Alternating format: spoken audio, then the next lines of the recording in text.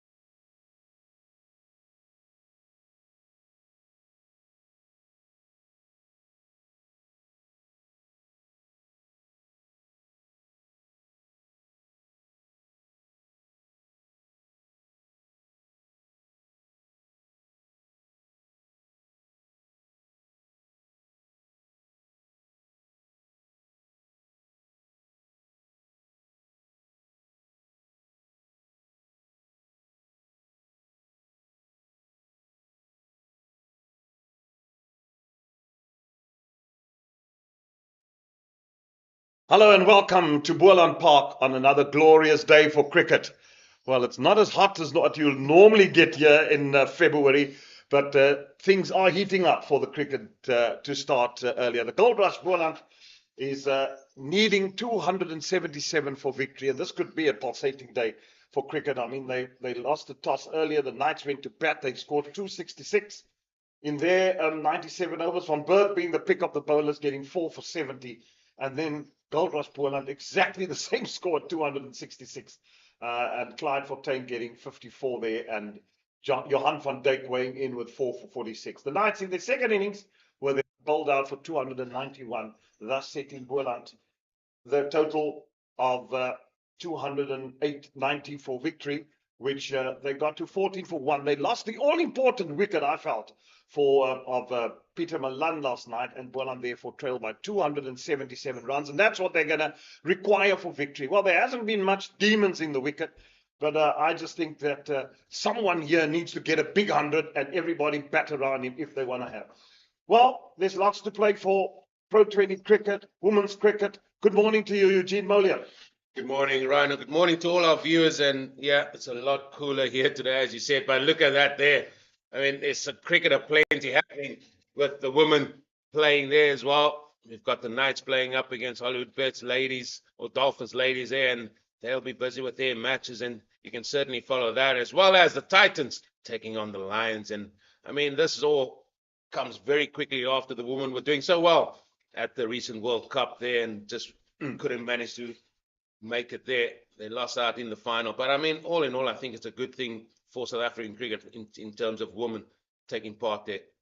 Absolutely, and I mean, women's cricket has been so fascinating. It's just good to see that is happening. That is going to be exciting. South Africa versus England. It takes place from the 24th of November to the 18th of December. So it's a full series. It's Test cricket. It's T20 cricket and also one-day cricket against England, and that is going to be riveting as well. And just to see how our ladies go, they've really shown what their mettle are with, and just a pity they've now got to 2 World Cup finals and just not getting over that last hurdle after being so clinical against Australia. Seems like Aaron Pongiso will be opening the bowling. We've got world-class umpires. So nice to see a man like Marie Erasmus in the middle coming to give back to the other umpires. He's decided to retire from international cricket, and it's just marvelous to see that he gives back. I hope for cricket's sake today that this game can go down to the wire. I hope so. And I don't mind who wins. No, I think what we need is a game like this. I know Western Province won, and we're going to come to that later on. They managed to win there at Kingsmead yesterday as well. But, I mean, in terms of first-class cricket, you want to start well here. And, I mean, the game is so well poised. It's finely poised, as you said, and yeah, the old statesman, Aaron Pangiso, he's had a good game. He got a 70 in the first innings that helped his team get to 266. Now he's got to do the biz with the ball again. Well, he bowled well in the first innings as well. He got 3 for 54, besides his 73. Here we go. 2 slips. Short, cut away. But there is insurance on the fence on the offside, and only the single. Nice to open your innings with that ball in the next morning. I would like to, when we won comms, the first 3 days, the interesting thing about the batters taking guard here, Rhino, is where they're actually standing, and most of them have actually stood on about leg stump and saying, listen, you can bowl to the stumps and we'll just play straight. If we have a look at this now.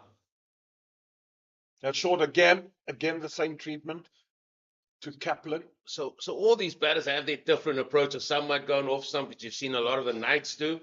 But here, in terms of Goldrush Boland, they decided now they're going to go on leg stump. I just want to get your view on that, just with the amount of obviously cricket that you've seen, and maybe just a little bit of insight from that. Oh no, it's gone forward there. Yeah, I think when you're taking leg stump, that means that you're looking to play probably offside-ish, and that you're very good on your legs. When you're middle and off, to middle and leg, it's probably the stance that one would normally take, because you then all round you play well. So if you against the spinner, all depends if you're going, well, where's he turning to? Left arm, so obviously he'll come left arm. And he'll bowl the ball that will turn away from you, because the one that's the googly will probably be the one coming straight on. And if you're taking middle stump or leg stump, you obviously want to nullify the turn and make sure that you leave it outside of stump when it's turning away from you. I think the only one you got to be careful on is the one that keeps on straight. Yeah. That you think it's going to turn and keeps on straight, and that's where LBW comes into play. Yeah. But what about the bowlers here? Now, for me, what we've liked about Aaron Buck is just how he works a batter out. And in 4-day cricket, the longer format, that's what you see all the time. It's not like T20 cricket. You might get a wicket, a flurry of wickets, but yeah, you got to prize your big top order batsmen out. And the nice thing is that I like the flight and guile. He doesn't bowl it too quick. He just gives it a little bit of air, so he allows the ball to turn. Another guy that did that so well. I mean, he wasn't a big turn of the ball, but got a lot of wickets in Curry Cup 4 and that time it was 3-day cricket. Was a man by the name of Alan Curry. And he just used to give it air. Yeah. He also had the biggest hands, and you couldn't see the ball. I mean, he could get the ball between his fingers quite well. Yeah, correct. He used to bowl his left arm spin, and then went to stand at first slip, and that's where he stood all day long. I think it was second slip because they had a very good keeper in Ray Jennings.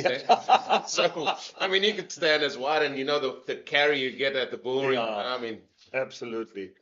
I remember Western Province going to play there, and why, for heaven's sake, if it's a one game, they wouldn't pick Dennis Hobson at the Wanderers. And they'd prepare these green mambas, and Rice was really, really quick. I mean, they'd go there with the Rulu Jeffries and the whole works, Western Province. Never picked Hobson, and at the end of the day, Curry walked away with the most wickets. Well, didn't like spin. I don't think teams liked playing spin back then. But Curry was a good spinner, as well as a tall. Was a guy from EP, Tim Shaw, was he? Yeah, Tim Shaw. Shaw. What's it? I'm sure he's Shaw.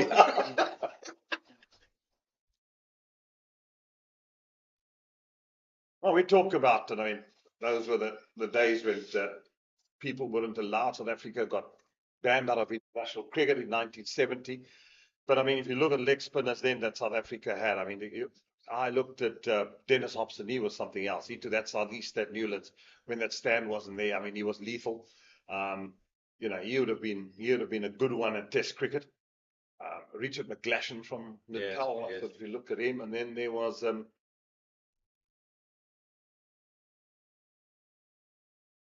nicely played. Yeah, absolutely. Molisi Siboto. It's a man that's been at it for years. This is where he started. The whole thing started for him at Free State. He actually hails from Cape Town. He comes from Langa. And then went to Free State, and from there went up to the Lions and played a bit up there. Now back at his own province. And it's not as quick. It was never really that quick. Yeah. But he could skid it on. He was line and length. He could bowl there all day. Yeah, that's what he does, support. And I mean, we had Zaire Adams with us, and the first thing he said was, "Nice, he hails from Wynberg, boys." I mean, they just want to give the names of the school where everybody comes from. Actually, was news to me anyway. But yeah, he's been around for such a long time. He's a man that doesn't have a lot of pace, but what he does have, he can bowl a certain line and length all day long. The question I have is, they started out early and they got point on the boundary here early doors. Yeah, I would still look to maybe attack a bit more. I'd have the point in, I'd have another slip in, because the two slips are wide. And then I'd allow that gap there for the drive. And maybe have a gully in as well. What have they got? One slip and a gully? Sort of one slip. The gully's always been finer from what we've seen throughout this last 3 days. The gully field has always been a little bit finer. And then they've got the point man, the boundary there. And for me, I think early doors, I mean, it's a fresh new day. You want to starve them of getting runs. Yeah, I really do agree with you. I just think that's a wasted delivery, because that could be attacking fielding position. I can understand you got your fine leg up and you got the square leg out, because then you're going to bowl the short ball just as a surprise. You don't want to use it every time. So if the batsman mishits it, those two guys will be in business and square legged. But I totally concur with you. I think the man on the point boundary is wasted. I'd look to attack a bit more.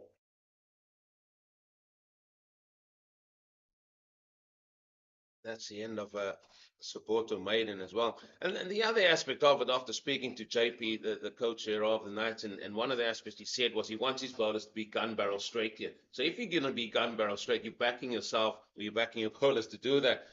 You're not going to be hit down to the point boundary anyway. You can try and bring him up, create a little bit of pressure early doors, because what we saw in this game, especially in the longer format, you build pressure by trying to bowl maidens, being consistent, and then prizing wicket out after batters, sort of losing their sort of patience a little bit. This is what this game is about.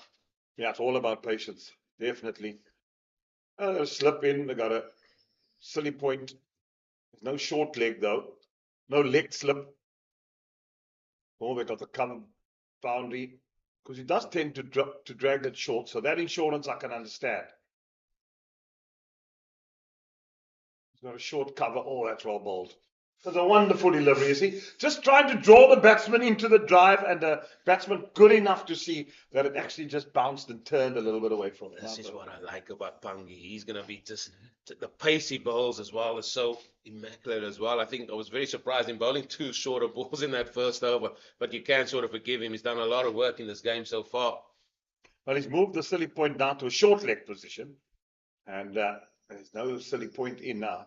He's just got the slip. Bold. This is also going to test the resilience of the batsman. I just feel sometimes in this 4-day format, this is where, if you're a young cricketer and you want to make it to the top level, this is where you've got to grind it out and not get good 50s, because that doesn't help. You've got to bat for periods. Here, as I said, someone here, and it's going to be one of the 2 of these guys, pulls that away. Single. The other thing to think about is if you Grant Rulerson as well, you want to sort of set your tone here for your new province. He's come down here to Goldrush Boland as well. He got a 20 in that first innings, and I mean, he looked good, and then he sort of gave it away against Aaron Pangi, so maybe that's why Pangi is on. But he really want to stamp his authority here in this new province to show, listen here, Justin Ontong and selectors, this is what I'm capable of here. Absolutely, and what a better way you get your campaign underway with try and get a victory. Oh my goodness, there comes the finger. It's good night, and off he goes. That's the end of Gavin Kaplan, trapped right in front of Pongiso once again, and the second wicket is down for Goldrush Boland. Yeah, the man that got a 50 in the first innings there. He tended to go back to 1 here from Pangi, and I said he's a very wily old character. He's old Pangi, so that one looks like it hit him on the back leg there, Ryan, and doesn't have far to go from there. Gavin Kaplan, he's got to depart the scene here, and an early strike for the Knights, all courtesy of Aaron Pangi. So that's beautifully bowled. Yeah, you got to look, especially in the coastal wickets, look to get forward, son. It's now and then it will bounce a bit, but once you're forward, you're nullifying LBW for as much as possible. But as you said, Pangiso, a wily character. The Knights know they're in with business here. It's only now 8 wickets to get to win the game. Was it that subtle change of taking Silly Point out to put him outside here on legs or short leg and say, listen, you can't just go forward. Maybe that's sort of pushing back and say, listen, I'm prepared to go on the back foot because I don't have somebody on the offside now. But if you go forward lunging for it, you might get the inside half of the bat, and that's where it goes. I mean, it's just fascinating stuff where subtle changes of field, and we spoke long and hard about this in the longer format of the game. Just need to try something for 2 or 3 overs. It doesn't need to be for the whole session as such. Avive Makajima in now. He's got 17 50s to his name, 400s. Average of 26. Highest score of 132. Normally he'd been in and out of the Western Province team for many years, and then now here at Boland, playing his trade, coming in at number 4 now eventually. So, and he's really matured as a cricketer. And this knock here today is going to be vital for Boland. They've got to go unscathed to lunch and then look to. Oh my God! He's gone! First ball! Gilmer at Boland Park. Well, they say if you're going to fend off, you got to cover off stump with that pad. Kojima, he didn't do that. And Pangi has gone bang, bang here at Boland Park. 2 wickets as quick as a flash here for the Knights. This is beautifully bowled again. We spoke about where the stance of the batters are. Again, a batter taking leg stump guard. We can see off stump. We can even see middle and off. And that is not a good leave when you get castled like that. Now, that's the danger of taking leg stump. Because now you're expecting the ball to turn. That's just drifted on with the arm. You've gone, given it the big pad in front, shouldered arms, and shouldered arms back to the shower. Well, now then, what does allow the Knights, they can certainly now apply more pressure on the batters here. So are we going to see more fielders around the bat now? The other thing that I'm seeing of the Goldrush Boland, the intent of coming to bat this morning was all too tentative. So if you look to be positive, you put the opposition on the back foot. And the opposition has seized this now that they have been very, very tentative. It's safety first. Have a look-see until lunch. You got to get in. I'm not saying you must go and blaze it again, but look positive. Look where I can score runs, even if it's running 3 or 4 singles and over. Then the opposition starts to relax. But while things are this, and you're batting very tentatively, you're going to find yourself in all sorts of trouble. So it's 17 for 3. That's a captain. Tell you now, that's Clyde Fontaine coming in. Well, I had a chat with Justin about that same point, and he says, I mean, Hilton Ackerman, the late Hilton Ackerman always said, like, when you come in, just show, you don't have to score, but show like you're here, you want to be here, just your body language, your shape of it. I mean, the Aussies do it for fun. They come in, the first ball, they're in, they just look so positive. Yeah. And as a bowler, you think, oh, flip, I can't get it wrong here. I just can't get my leg wrong. Yeah, it's spoken about. I just see, look at the shoulders of the way. There's got to be presence at the crease. And I mean, you have bullies of cricket that did it so well. Matthew Hayden, Graham Smith. I mean, Graham Smith at times unorthodox, but my goodness, did he have presence at the crease? And when he got in, you were not going to get his wicket. Right. That's a hat-trick ball, and another man taking off leg stump guard here. It's been the nature of the way Goldrush Boland batters have wanted to take on Aaron Pangiso. So what are they looking to hit him inside out, or what are they waiting for to take by taking leg stump? Or, I mean, as you said, you expose the stumps. He's been very clever. He bowled balls, gave it flight, turned away, leave, and then he says, right, I'll give one with the arm, bye-bye.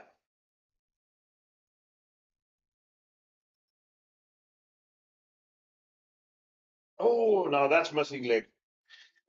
And for me, that is why I think they're going on leg stump. They want to take the pad out the way, because if they hit on the pad with Aaron Pangiso, you know it's going to be gun barrel straight. That is the only reason I think that they're saying, right, okay, we'll show you the stumps, but we want to get, the reason for that is we want to get our front pad out the way. But this was beautifully bowled. But look at how many stumps you see here when he gets bowled here.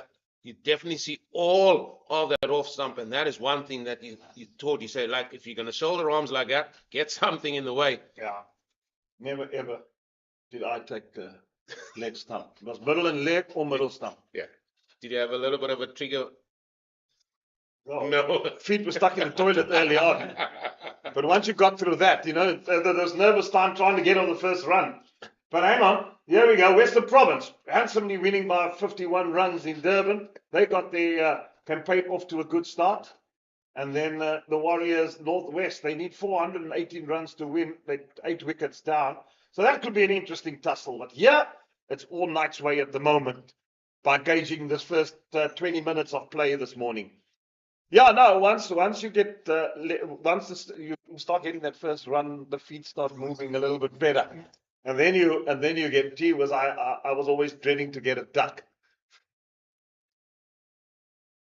It's not a nice feeling getting a duck. Your feet always goes better once you get that first thing, because you're running to the other side. Yeah, so it's standing there. Going.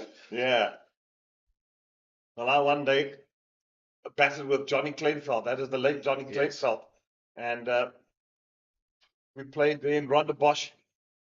And I remember in a club game, had the most glorious innings. I think I was 30 not out. Johnny Kleinveld came in after me. I was 39 not out. He got 100.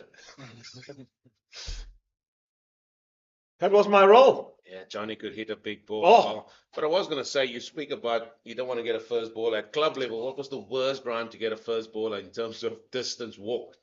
Or maybe abuse given while you're walking off? You must have a few. I mean, you played up in Free State as well. Yeah, I played up at Ramblers and CBC when I worked at Free State Cricket. So, yeah, I played at the Ramblers as well. I think to the annoyance of Mickey Arthur one day. Yeah, I gave him the Freddie Swarbrook. Now, Freddie was also a left-handed batsman, Fred Swarbrook. He's now in Port Elizabeth. And he used to coach Griquas and live there, and he used to tell, Freddie could block for dead. And the guys will be looking at it, and he says, "You'll be looking at my backside this morning, you'll be watching it at 5 o'clock this afternoon." And he just went forward, front, thank you very much. He was there for the long haul. He was there for the long haul. You weren't going to get him out easily. Well, there's another no ball. We've seen plenty of that in this game. But we just saw the third wicket go down here, and then we talked about pressure there, and are we going to see a few more? And the Knights have opted they're not going to do that. I mean, they've taken the first slip away. They put the man out there. He's still, Spankiso's gone to like a third slip, so to speak. The man is still on the boundary there on the point. They've got a ring field. Is it just a case of looking, we'll just starve you to death here and go gun barrel straight? But that just seems to be the outlook here. Well, it is, and just choke. But now batsmen's got to be clever. They got to look. Yeah. They got to look, where can we score? If the ball's gun barrel straight, maybe once you're in, try your arm. Going over the top once or twice, you'll see, then you move the field wide. All you want to do is you get the fielders that are defending the singles all around the wicket.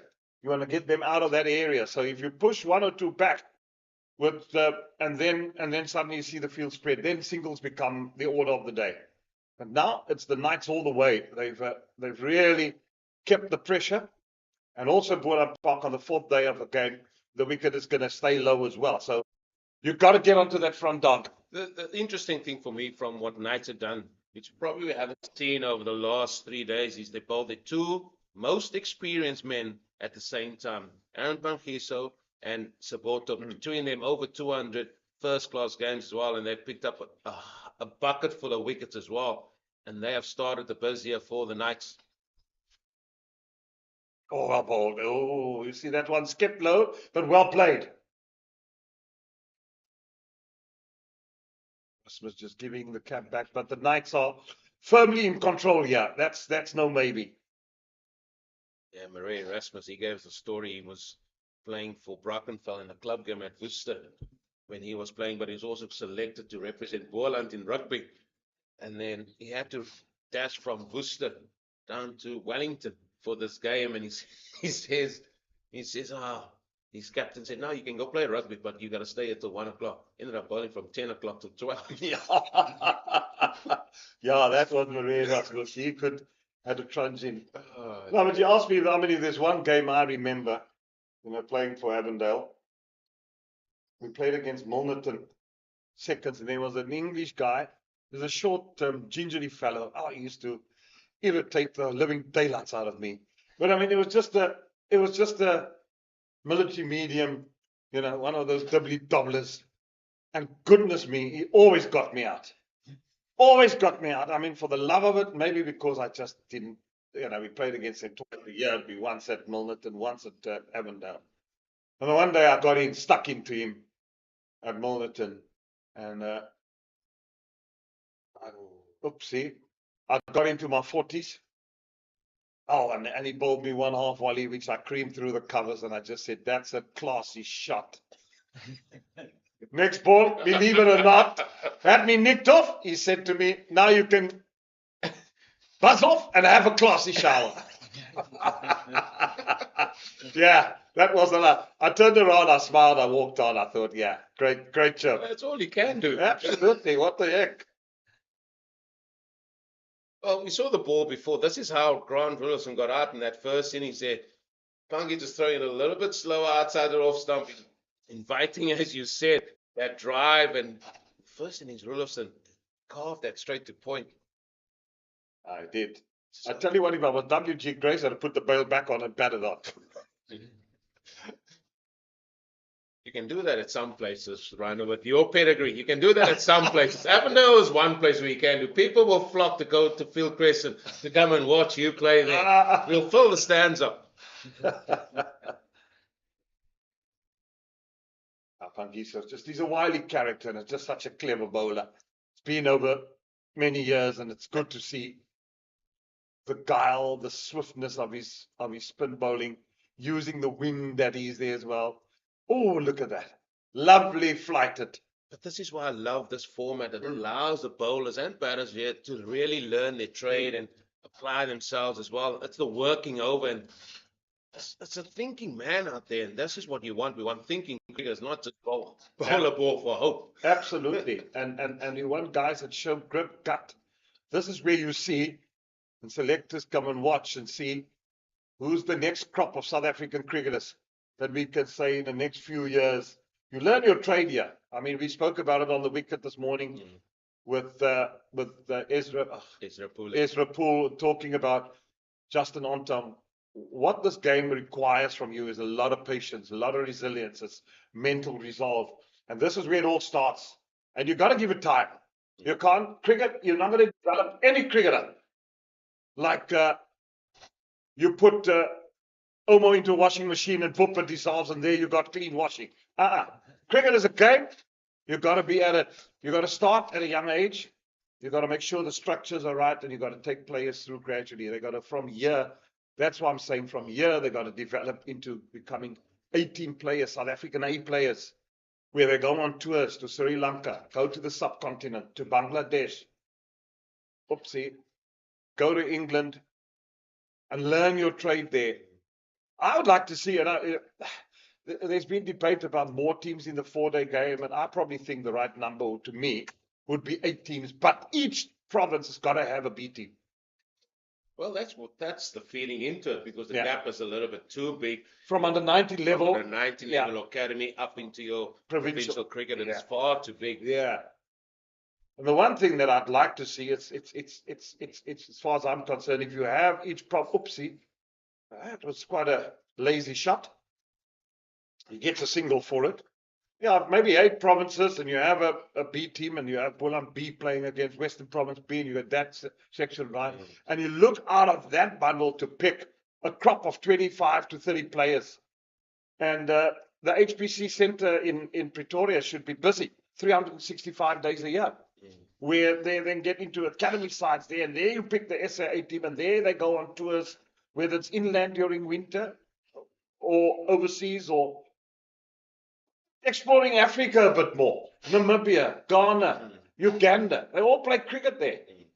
To me, it's just, they must play cricket. Yeah, I think if you look within South Africa, I agree with you, but if you look within South Africa with the B-side cricket, I can't agree with you more, because players get picked now from club cricket, which is predominantly 50 over cricket now, where bowlers don't bowl like more spells of more than 5, maybe seamers I'm talking about.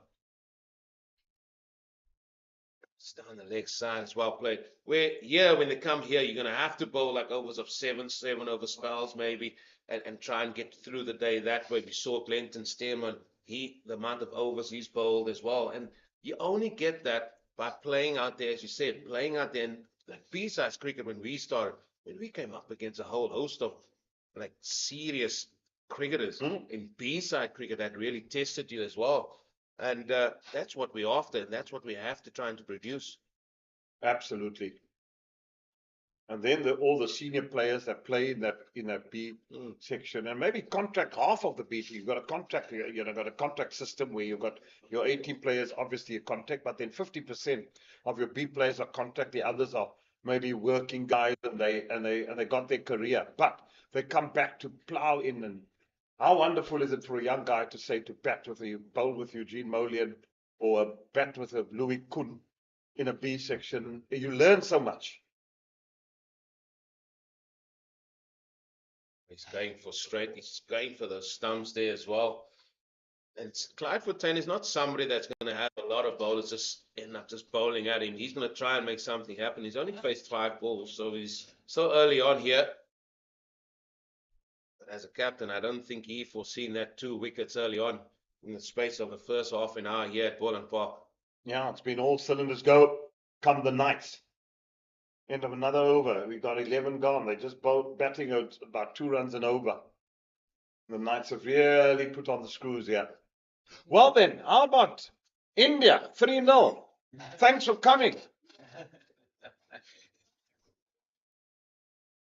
Rana, you should know me better than this. I'm the most diplomatic person here. I'm just going to say, well done, New Zealand, and then, yeah, I'll leave the rest up to you. Well, goodness me, I mean, who would have expected it? But, look, Bangalore, I could expect it's a quicker wicket. But to lose this morning in the Wankhede Stadium, the thing's turning square. And then you get the New Zealand bowlers bowling in a nut. They had got, get 150 to win. They were bundled out, losing by 26 runs in the last test. Can you imagine the newspapers in India? There's 1.6 billion of them. Newspapers, television, fire Gambir, gone. Yeah, I'll tell you what, it's chaos. No, I can understand that. I can believe that as well. But yeah, well done to New Zealand there, away there in India, getting a 3-0, dropping on. Or should I say, oh, it's beautifully bowled. Oh. Beautifully bowled. Aaron Panghiso, you are on fire here at Boland Park on this Sunday, on day 4. Yeah, that was beautifully bowled. It turned, he got the outside edge, the slip was ready. Rulov should have gone. I tell you now, Boland in all sorts of trouble and really at 21 for 4. Well, Aaron Panghiso, I tell you what, he's pitched a tent from this end where we're commentating from, and that'll be his end for the whole day. Everybody else, you're going to come up from the mountainside end, but from here, I'm in charge. 100%. Why would you? Look at this, but look at the pace he bowls and sort of the flight and guile. Look at that there. Beautifully bowled. Absolutely magnificent. Now then, Goldrush, Boland, they are in all sorts of bother here. It looks like it's Nathan Engelbrecht who's going to make his way to the middle, and he's a left hand. And from what we saw and all the traffic that has been outside his off stump there's a little bit of rough to work from. We'll work on for Pangi. This is not going to be easy for the youngster. Yeah, not easy at all. He got a 50. That was against the Lions in Johannesburg last season. Got 54, not out, so he's young. So he just shows you the pressure they're under. He's got Captain Clyde Fontaine, experienced. This is the time you want to show mettle as a youngster. And it's not easy under these circumstances at the moment. It's not easy. And the first thing I'm going to look at is he's taking off stump guard here as a left-handed batter. So for me, he's saying like, look here, I want to be outside the line of off stump with Aaron Panghiso bowling, who's going to be turning it into the left-hander here. So are we going to see a little bit of a leg slip coming in here as well? There's 2 men. Well, actually just one, because Clitty, he always dictates. He says, no, you got to go stand there. He got a rip snort of a ball yesterday. First up, and hit him straight in the grill. The Clitty from Dudgeon. Oh, certainly woke him up. He just said to me this morning, he says, I didn't quite pick that up there. Well, the ball's turning in, and you can tell me why they got a point on the boundary. We've spoken about that at length. I'd have it all around the batter. That batter, there'd be a leg slip in, there'd be a silly point in. Yeah. He's got a short leg, a slip, so I'd have leg slip, silly point. I'd be crowding him and saying, good morning, how are you doing today?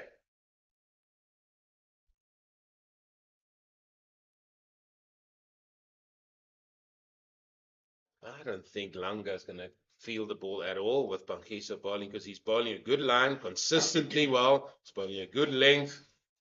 He's asking the questions here of every batter that has come here to the crease.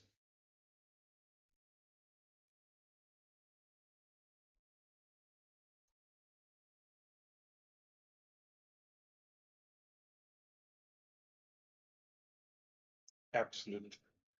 Intriguing. Cat and mouse. At play here.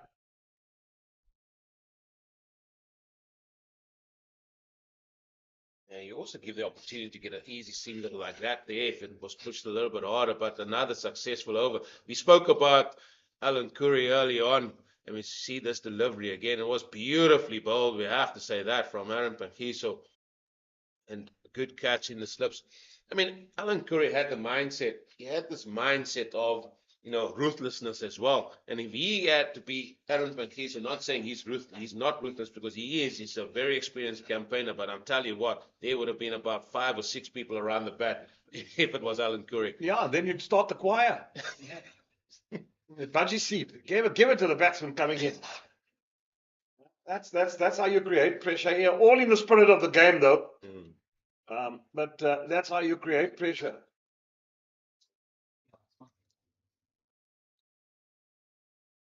Well, Supporters played his part as well, keeping things very tidy from the stable's end. Short pulled away, 1. Shortland's on the boundary. Runs have been scarce. Fortain gets his second. Yeah, it has been scarce. It's been quite difficult to get anything going here, any sort of rhythm here for the Goldrush Boland. But I mean, that's all due to these two experienced campaigners, Sapoto and Kiso. Now, what are they going to do here to the left-hander? He's coming around the wicket. Now we see a slip, maybe even looks like a second slip, and then maybe even a 4th slip. Just a little bit finer than Gully. They're trying to create a little bit more pressure here. If they edge past the keeper there and first slip, I think Rhino might just lose his head, but we'll wait and see. Yeah, slips are very wide here. And at a point boundary has moved. He came in and then they moved him out again. I don't get that. You got a team 4 down. You could easily just drop that into the point region and off he goes for a single. I mean, you got a team under the pump here. So we put that down to modern day cricketers? Don't go there. Sometimes it's just silliness. 21 for 4, you got man on the point boundary. It's just silly.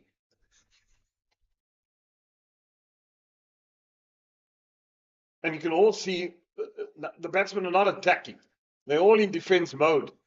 So makes even more sense to actually have someone right in. And instead of having a point, I can understand the point if he's going to cut you at the up. It's going to go down to, they say normally it's a good fielding position. Yeah, it might be for T20 cricket and one-day cricket, but not at 21 for 4. Yeah, and the look about what Nathan Elber is giving us, he doesn't give us any indication that he's going to be taking the attack here to the Knights. He's going to be saying to himself he wants to bat as long as possible. And I think that is the mindset at the minute from Goldrush Boland. It's not about the total that's needed. It's now just about occupation of the crease for as long as they possibly can.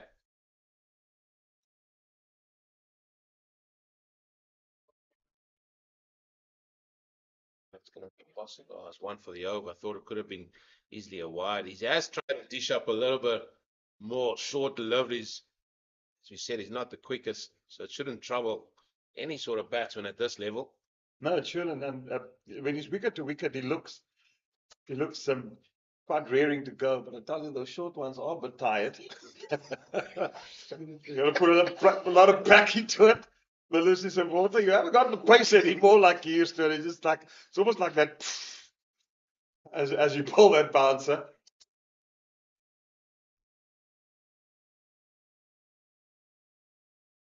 Bang. Always bang on target. We were saying a certain Aldin Baptiste used to bowl back of a length, back of a length, back of a length, and then the short ball was about 3 yards quicker. Yeah. But right now, we'll see you again in a few moments as you're going to go on a deserved break, and it's going to be the Cape Fox that's going to be joining me. Rhinos and the Foxes are in. The house? Yeah.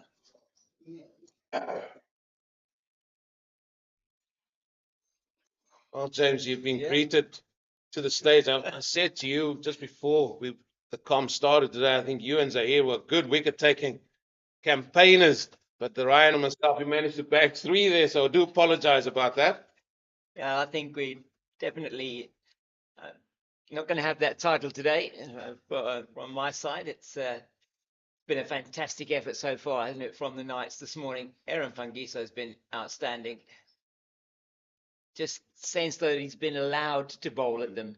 And No, he has, but he's bowled very well. He's bowled consistent. Just that first over where he bowled 2 balls that were very short of length and got cut to the sweep on the boundary. But since then, he's been on the money. Every ball asking the questions. yeah, and those questions have not really been answered by the Boland batters at the moment. And find themselves 4 down. Came into the day 14 for 1. So 8 runs only added this morning for these 3 wickets. It's been interesting listening to you and Rhino talking here earlier on.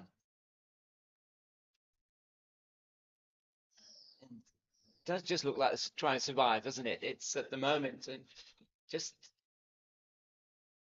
you do think that maybe there would be the opportunity to be even more attacking here for Aaron Pangiso.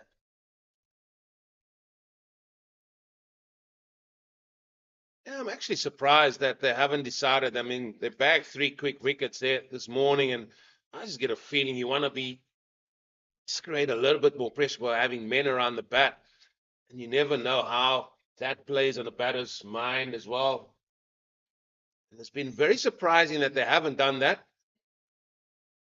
Yeah, get somebody in there at that sort of silly mid-off position, just under, again, the eye of the batter on the offside. Because if he is lunging forward, trying to kill the spin, there could be that opportunity just to pop up on the offside.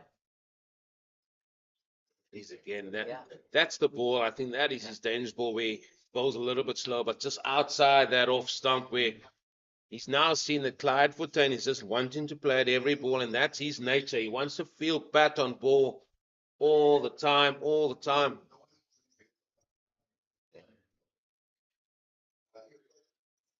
Just he upset with himself there. That one was just that little bit wider, and he got that excellent wicket in the previous over of Brian Rulofsson, caught by Patrick Butcher. It was quite an easy slip catch, really. Didn't come to him too quickly. It's not that much quick turn on the pitch, but he is getting turned there, Pangiso. Well, it's day 4 here. That is where we are so far. The Goldrush Boland team still trail 269 runs. Yeah. Wow, what a morning we've had here. And I've said it in the past 3 days, and I'm going to say it again. You know, when a team is not doing so well, the coaching staff, they're going to be walking around trying to just walk in some good vibes into the game. And one of the coaching staff of Goldrush Boland, he's making his way around. It's always a slow trudge, isn't it, mate? It is a slow trudge. I think it's going to be even slower today with them being on 22 for the loss of 4. But Malusi Saboto continuing from the stables end. Yeah, so he's made a change here to the field. So he's got, 5 men on the onside. So he's going to be gun barrel straight here. One of those 5 men, he's a short leg. So he's coming around the wicket and he's just going to be angling it in. I think straight should be about off stump, just with the angle. You don't want to be too much on leg or even middle stump. No, they've been able to keep it exceptionally quiet. So the field set at the moment is to do that as well. And it's short mid-wicket as he bowls that one again. It doesn't really hold too much terror for the batter, that short delivery from Malusi Saboto. I'm with Rhino there. I think it's just a waste. I think just bowl the ball in a good line, good length, and where you want to be in the business in all day long. Make him play. All the players come from the night so far. Yeah, I was chatting with Justin Ontong earlier on this morning. It's very well bowled by Saboto. He's doing his job for his team. That he was saying again, and what you were talking about earlier on with Rhino as well, just around the fact that you've got to get in on the wicket and you've got to then bat big. You've got to be able to then, you're looking for somebody to really stay in there, get on top of the bowling if they can, get to a 3-figure score. You're not going to chase a total like this without somebody getting 100. And definitely now, one of these two has to go on to Yeah, this is the key partnership, Yeah. you feel. Well, the Knights are around the table again. The think panel there, Saboto, Pakisa, and then the captains in the corner.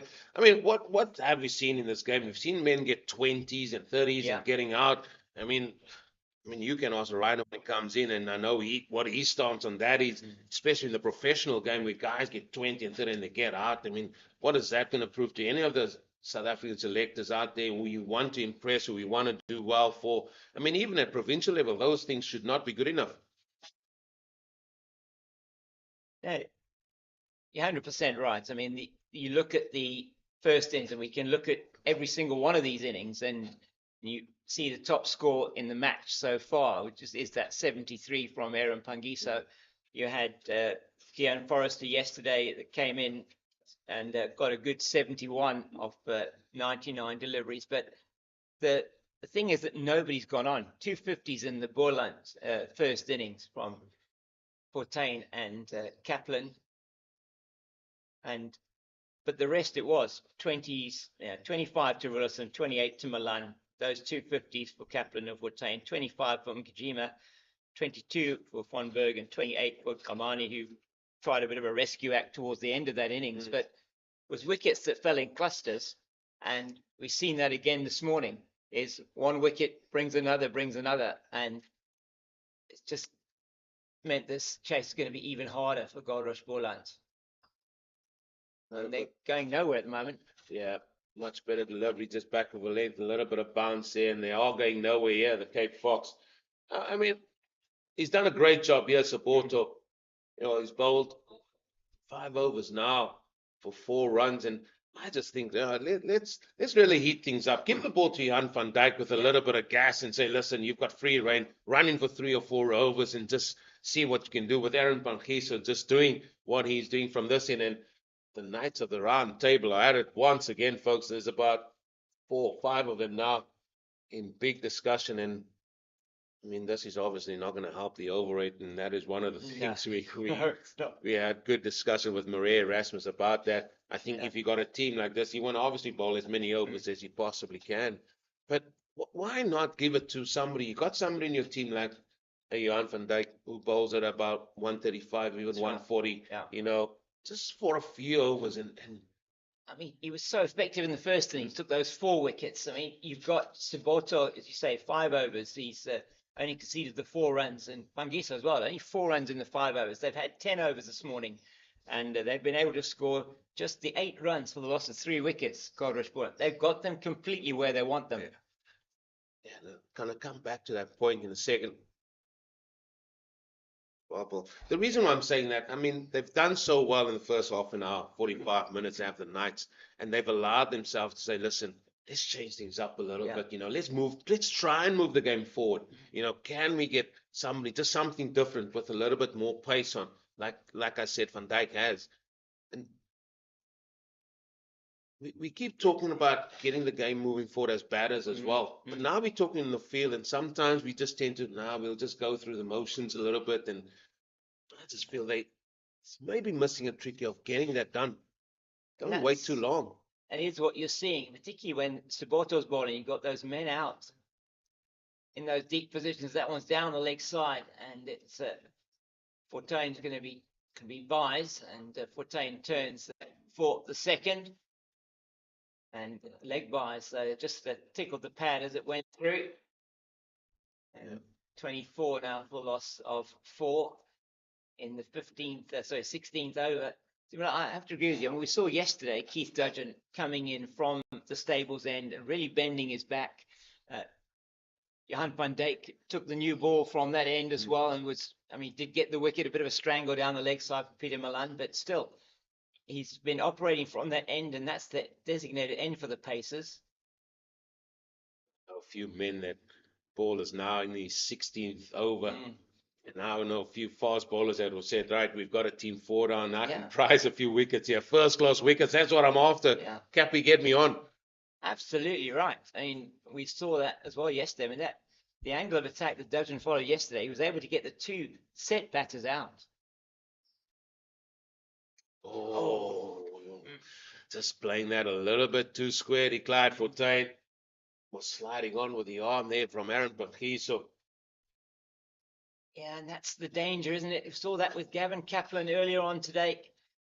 Just gave himself, went onto the back foot, tried to play it through the offside, missed it, hit him in front, given by Andre Olafberg. That started the slide. Viva Mgajima going next ball to the arm ball. It's another good delivery from Pangiso. Been an excellent over. It'll be a maiden for him. Just the 2 leg byes off that. 24 for the loss of 4. And I think you may have your wish. As it is this man coming from his position at fine leg. And he's going to be opening his account for the morning from that stable's end, Johan van Dijk. Been impressed with what I've seen of him. First time seeing him in the flesh, and I've been really impressed with him. Yeah, no, he's a tall man, he's a strong man. I mean, I was out there when they were warming up, and let me tell you, when the ball hits the surface, it's almost like a little zip off the surface as well, and that's what he can get. Well, the pace is certainly going to pick up here now, folks, with Johan van Dijk. He's going to be bowling from the stable's end, and this is the end we did say that the seamers need to operate from. Yeah, absolutely right. And I think he'll be looking with this harder new cherry to try and get something. Certainly, he'll be looking at his rib ticklers, you'd think, as well as those brilliant Yorkers that he bowled. He bowled a couple of fantastic Yorkers. He got the last wicket for the Knights in that first Boland innings with an absolute toe cruncher. Somebody must tell JP Trigger he's walking the wrong way around. Anyway, here we go. Yeah, it's just short of length down the leg side. He's not quite got his line on that one, but he'll be into those ribs of Engelbrecht. You can be sure of that. Youngster's going to have to really have his wits about him here. Big test for Nathan Engelbrecht today. Massive test. He's got to show that he's got the capabilities here of batting long and batting under pressure, because pressure it is here on the Goldrush Boland team. He just scored 3 in the first innings before he was caught behind off Pangiso. Yeah, it's a good delivery. Things are rattling up here. The heat's been turned up in the kitchen now. Well, this is what you wanted to see, Eugene. I said this is probably potentially what should be happening out there, and I'm glad it is, because I mean, we keep talking about batters moving the game forward. Bowlers can do that as well, but subtle changes as well. And I mean, you've got a good spinner in Aaron Pangiso tying it on. Why not give him a run? Only 10 runs scored this morning in 50 minutes. Oh, it's another good delivery and dealt with well by Engelbrecht. But he, as you say, just those 10 runs, and we're into the 12th over of the morning. Aaron Pangiso has been unchanged from the Niederberg end, and he's been absolutely outstanding. Lucy Saboto just backed him up, didn't he, with those just being incredibly economical. He has been, James, but I'm chuckling to myself, because you got a team under the pump, and now the fast bowlers having words with the batter. Now it's a different ball game.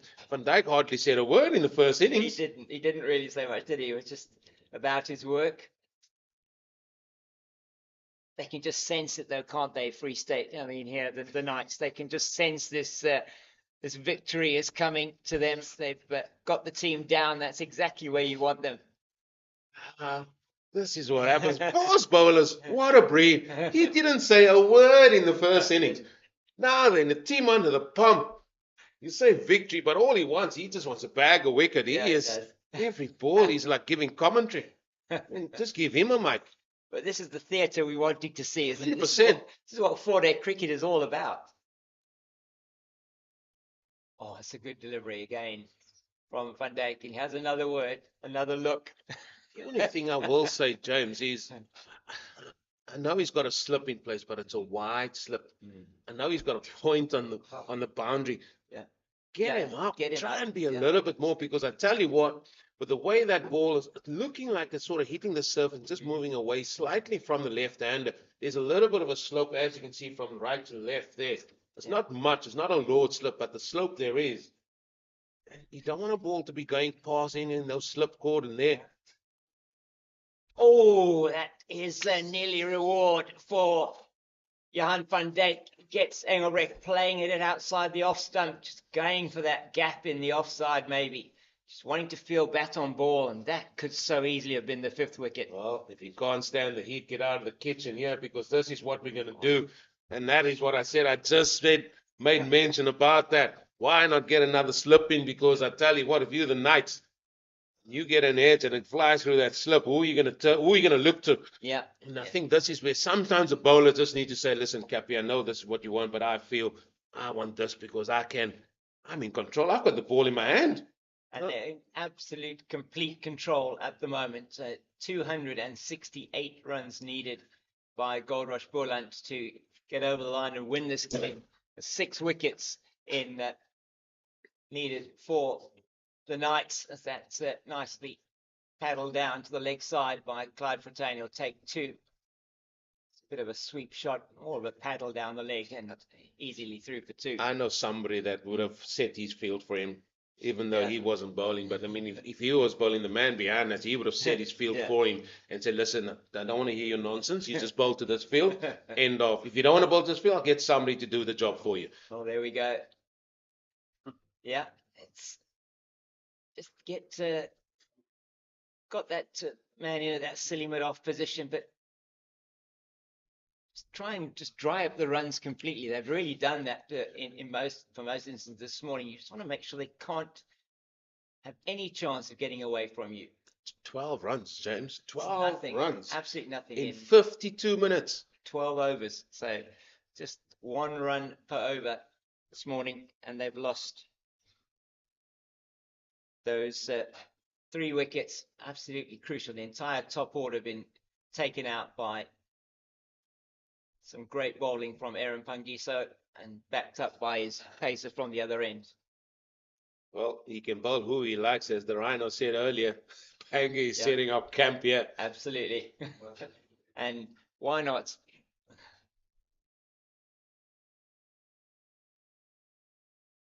It's down the left side again. Is it bat or is it pad? We're going to have a look here. Boatsy making the long yards from first slip. Gets it in. It is off the pad once again. Signaled by Andre Ullef here. Engelbrecht coming through for the 3rd. Not sure that he wants to come back and face Johan van Dijk necessarily in this next over. So we'll see if he can just see out these couple of deliveries from Aaron Pangiso. Got to play what's at hand now. It's be facing Aaron Pangiso now. Let's wait. Let's wait till the end of the over to see who's at that end. Yeah, it's been outstanding from the seasoned veteran here, Pangiso.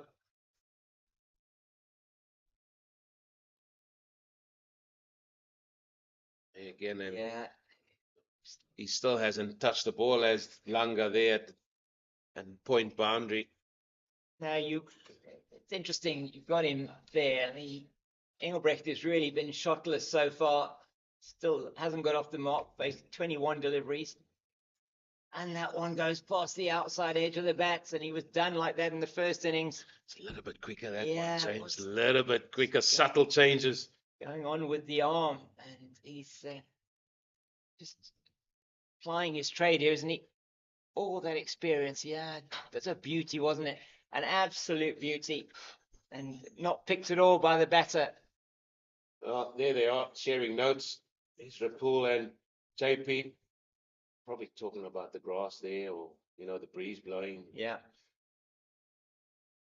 Anyway. Who else is out there? Is that? That's Jude. That's the SNC guy. Jude, Jude Solomons, the strength and conditioning coach.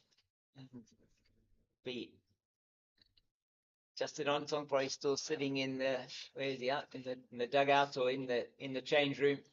Yeah, Justin is someone, if he's got a seat he loves, he'll sit on it all day long. Now it's going to be Clyde Fontaine facing up here to Johan van Dijk. Yes, it should be very interesting. Well, it's a great delivery from Van Dijk, but that, despite the It's a belated almost appeal from Van Dijk's going down. Van Dijk's going down the leg side. You feel? I like this here from Seko Senekwani having the leg slip in place. I think that's a really good move. But I must say, again, having the man out at deep point doesn't really seem to make any sense. I'm gonna say enough on that today. Yeah, let's leave that as it is now. That's their call. You've seen that every single day of this 4-day match so far. Can't quite get hold of that short, wide one, Clyde Fontaine. Does that play on your mind as a batter? I mean, when you're in the situation, you get something like that. It's a release, potentially a release ball that you can do something. You're not able to put it away. Starts to play on your mind that perhaps you're not getting the runs. That's a very good question, and for me, it is the mindset of the batter at that particular time. If it was free scoring and you get a ball like that, I got no doubt in my mind that you would put that back, put that away. However, with your team under the pump and you're looking to be a little bit more defensive, and you're not as showing as great intent to score, you get that ball, and sometimes that's the time you just chip it over to cover whatever. And I mean, that's just to your point. I just think it's a mindset thing at the minute about where this game has gone so far. Yeah, and it's gone quickly towards the Knights. Yeah, it's a good delivery as well from Van Dijk again. Really has operated exceptionally well in the first innings. It's outstanding getting those 4 wickets. He's come charging in again this morning from the stables end. It is impressive. He's a great acquisition for the Knights for this season, you feel? No, I like the look of him. Like I said, as me, interesting to see how Senekwani uses him today. There's that easy single. Yeah, we won't talk about what fielder could have been in what position there to prevent that. It's Engelbrecht now on strike. 2 balls left in the over. Van Dijk into his 5th. It's been incisive again this morning. These 2 batters now have been at the crease for 7 overs. It was just a clutter of wickets that fell in the first few overs of the morning. Gavin Kaplan going with the score on 17 in the 18th over, and then the next ball, Aviva Ngujima bowled by Pangiso. And that was then 17 for 3 after 5 balls of the 8th over, and then 21 for 4. And Grant Rulofsson was deceived beautifully by Pangiso. Just got the edge, and Patrick Wood took the catch at slip. Pangiso 3 wickets this morning for him. Yeah, it's just been very clinical today. It's a lovely day again here in the Boland. Cloud cover, not too hot out there. This is a beautiful day. Yeah, I mean, this is what players want. I mean, that first couple of days, it was roasting. It was indeed. Yeah, I didn't even want to walk around the ground. Up into the early 30s on Thursday and Friday. Yesterday a little bit cooler, and today even cooler still. A little bit of a breeze blowing to keep it nice and cool out there, and overhead conditions. A little bit of cloud around over the mountains, but that just makes it just an even more beautiful place to be able to come and watch cricket. Yeah, they're talking about rain potentially tomorrow and maybe Tuesday, and even I think there might be a little bit of rain, but in the next game here for the Goldrush Boland, but we don't want to get too far ahead of ourselves because it might be rain today and tomorrow it's like sunny conditions. And that next game against the Warriors starting here on Thursday, this Thursday coming, 6th of November. So 7th, I think it is. Where are we now? 7th of November, that match starts on Thursday the 7th. Pangiso continues to Clyde Fontaine. And that's better from Fontaine. It's the first time he's used his feet, and that's as easy as you like into the leg side, and he picks up a brace there. First time I think I've seen any of the Knights, any of the Goldrush Boland batters come down the wicket to Aaron Pangisa. Even in the first innings, they weren't doing that. Yeah, the only person that was Sean van Berg, if That's I can right. remember. Yeah, you're right. Was him.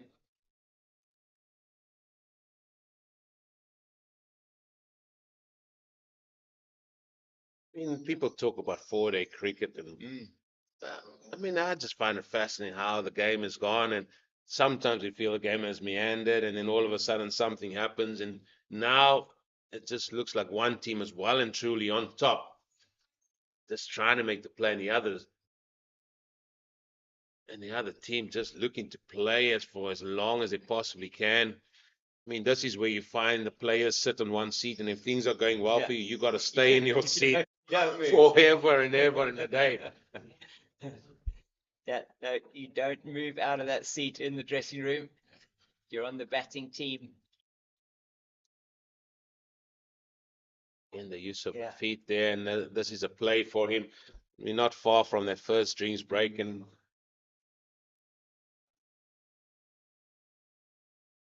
This is all the Knights at the moment. They are just over Goldrush Boland like a rash this morning. It's been really outstanding stuff. Aaron Pangisa backed up by his fast bowlers from the stables end, Malusi Saboto and now Johan van Dijk. yeah, but this is the supporting act. They've got to play their part here for the Knights as well. If they want to sort of prize the rest of them, it can't just be an Aaron Pangisa show. But it is that at the minute he got 3 sticks for 8 runs, and other guys need to step up and follow suit as well.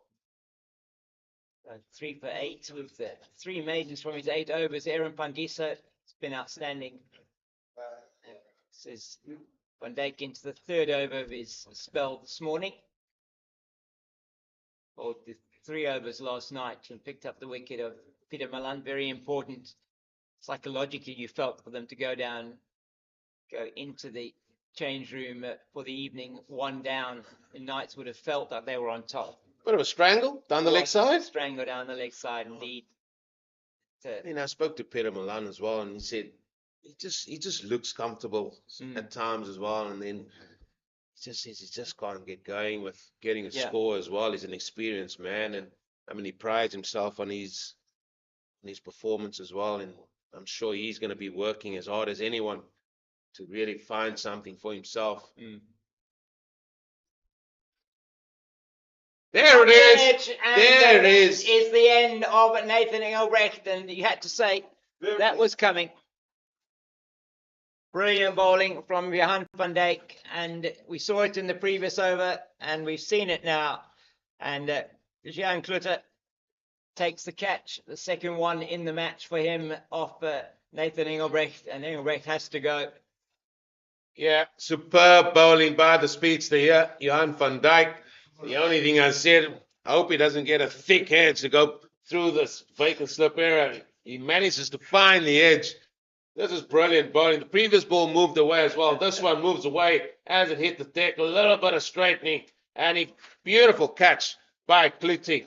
And the Knights, they are up here well and truly in this match here.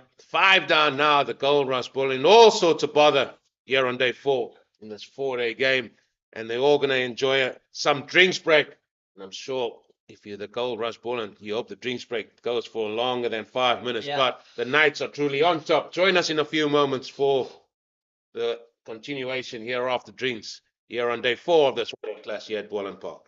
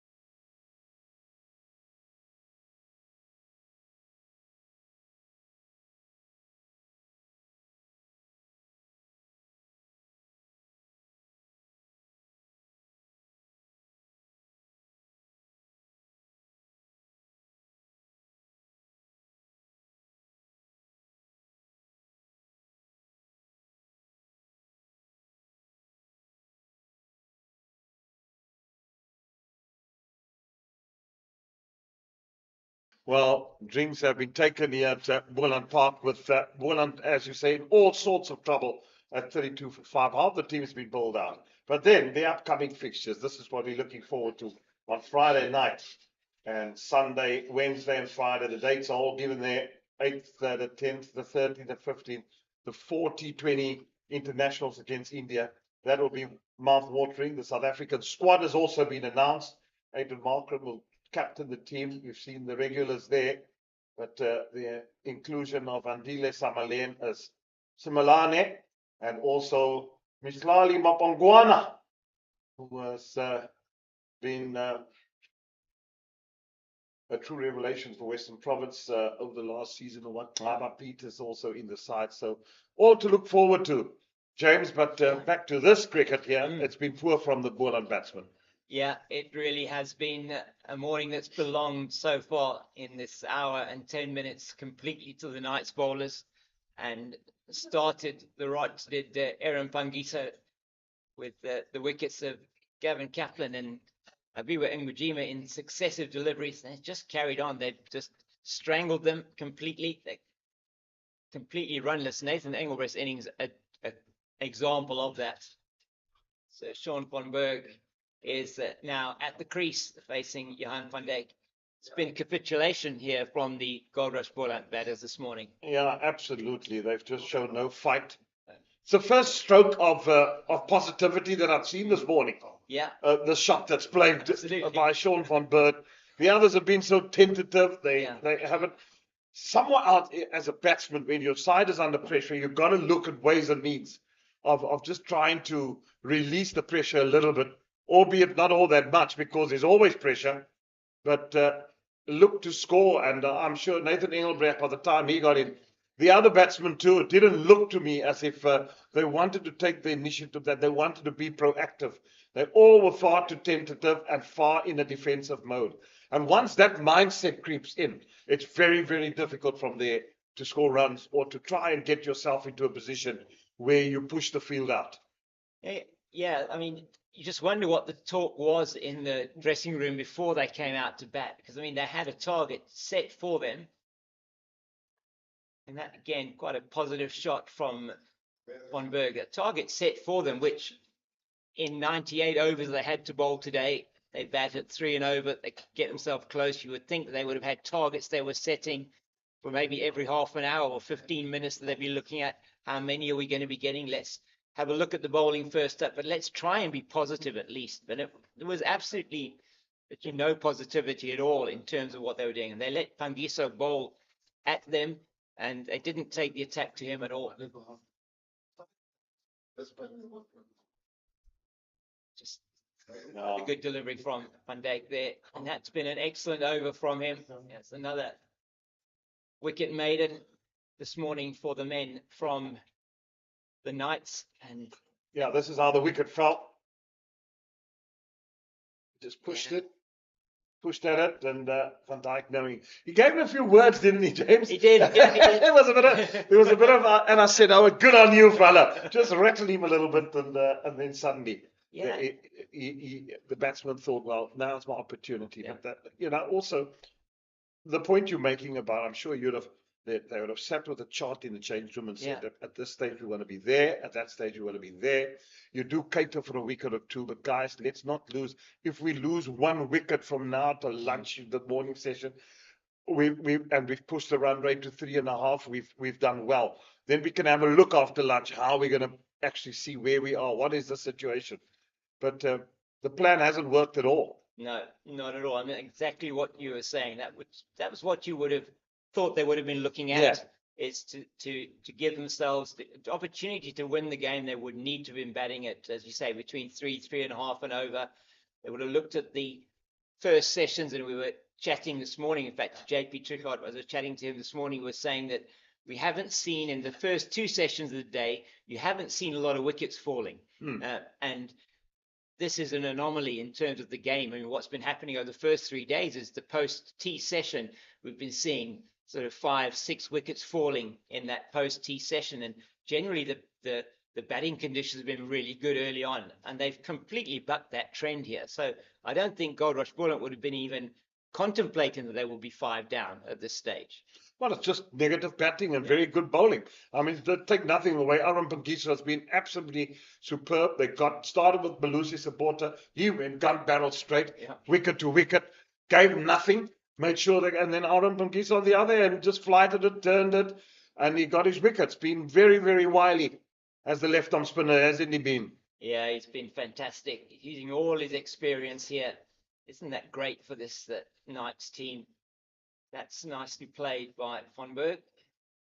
That's what you'd expect from Sean Van Berg as well. He's a very simple cricketer. I mean, he does everything with an economy of motion, and that you just also looking at him there and his experience. It's very important, as we said, in every wicket, haven't we? But for these two, they've both got a lot of experience to try and weather this storm now until the lunch break. Now, that's going to be of paramount importance, because if they don't, I'm afraid this game could be over by lunchtime. Yeah, absolutely. This is going to be a very, very important, and this partnership will have to take them very, very deep. 257 runs to win this game. I think there's only 2 results possible here. Yeah. The one is the Knights to win, or by some fluke or crook, Boland will play this out for a draw. But I don't know against this attack whether they would weather that storm. But you can never say never in cricket, because it's a funny old game, mother cricket. It is a funny old game, and it does, on this wicket as well, what we have seen is batters that once you get in, you start to get some runs. We have seen that a couple of partnerships have developed. That's what they're going to need to build here. And it's all about partnerships, isn't it? I mean, that's such an important point. We got to, pace ourselves. At half an hour, we got to get ourselves there. We got to stay in, partner. We got to stay in. We got to support each other. And then, to me, I'm a big believer when partnerships really start to blossom, is when you start rotating the strike. You can't be bogged down where guys are not scoring runs against you. That just cannot happen. You've got to get yourself into a situation where you say, right, let's work it. Let's get 3 and over. Rotate the strike all the time. Then again, they're going to bowl a loose delivery. We get the odd boundary here and there. And suddenly, that partnership starts to grow. And suddenly you find yourself in a position, it's now because of the positive mindset. But at the moment, the positivity is all over the Knights. They've been doing all the playing, and they've got their just rewards. Yeah, they most certainly have. And Dake's been excellent as well this morning. Oh, that's another one. Good delivery from him. Yeah, he's nice and nippy, isn't he? He is, isn't he? He's got like his action as well. He's got very good action. He doesn't take a really long run up. He's in, and he's in at the batters all the time. Saw in that first innings, he took 4 wickets. He was really good and got the wicket of Van Berg and indeed of Kamani in that innings. They put on a good partnership of about 47, but he got both of them with the short delivery, just angling into the body. And there we go. And that is the same delivery. Is it going to be taken? There's somebody underneath it, and he does. Takes the catch, and that is exactly the way that Sean Van Berg was out in the first innings. And there we go. 6 ones down. Yeah, in all sorts of trouble now. And, wow, what a shot. He's bowling the short one. He's gone. It wasn't even there to bowl. I mean, that is just just a shot of, I want to get out of here. But a very, very good running catch. I think that was Aaron Pangiso. Wasn't it? I think could have been Sabota potentially. Pangiso. Yeah. We'll just have to have another look at that. But it was a very, very good catch. It stayed in the air for a while. He had to make some yards. Yeah, the Sabota eventually, he gets underneath it and clutches it. Well caught. That is a fantastic catch to get rid of Sean Van Berg. Well, now it's just a matter of time before this Goldrush Boland is all out. And how disappointing has this batting display. I really came here this morning thinking to myself, wow, this game was so nicely poised, whether it goes any other way, and looking forward to a nice closer encounter. But the Knights have had other ideas. I don't think they want to get to Bloemfontein. No. I think they rather want to get to Camps Bay this evening. and enjoy Caprice in Camps Bay. So get this game over. Let's have a nice lunch here at Boland Park, and then off we go to Caprice for a sundowner.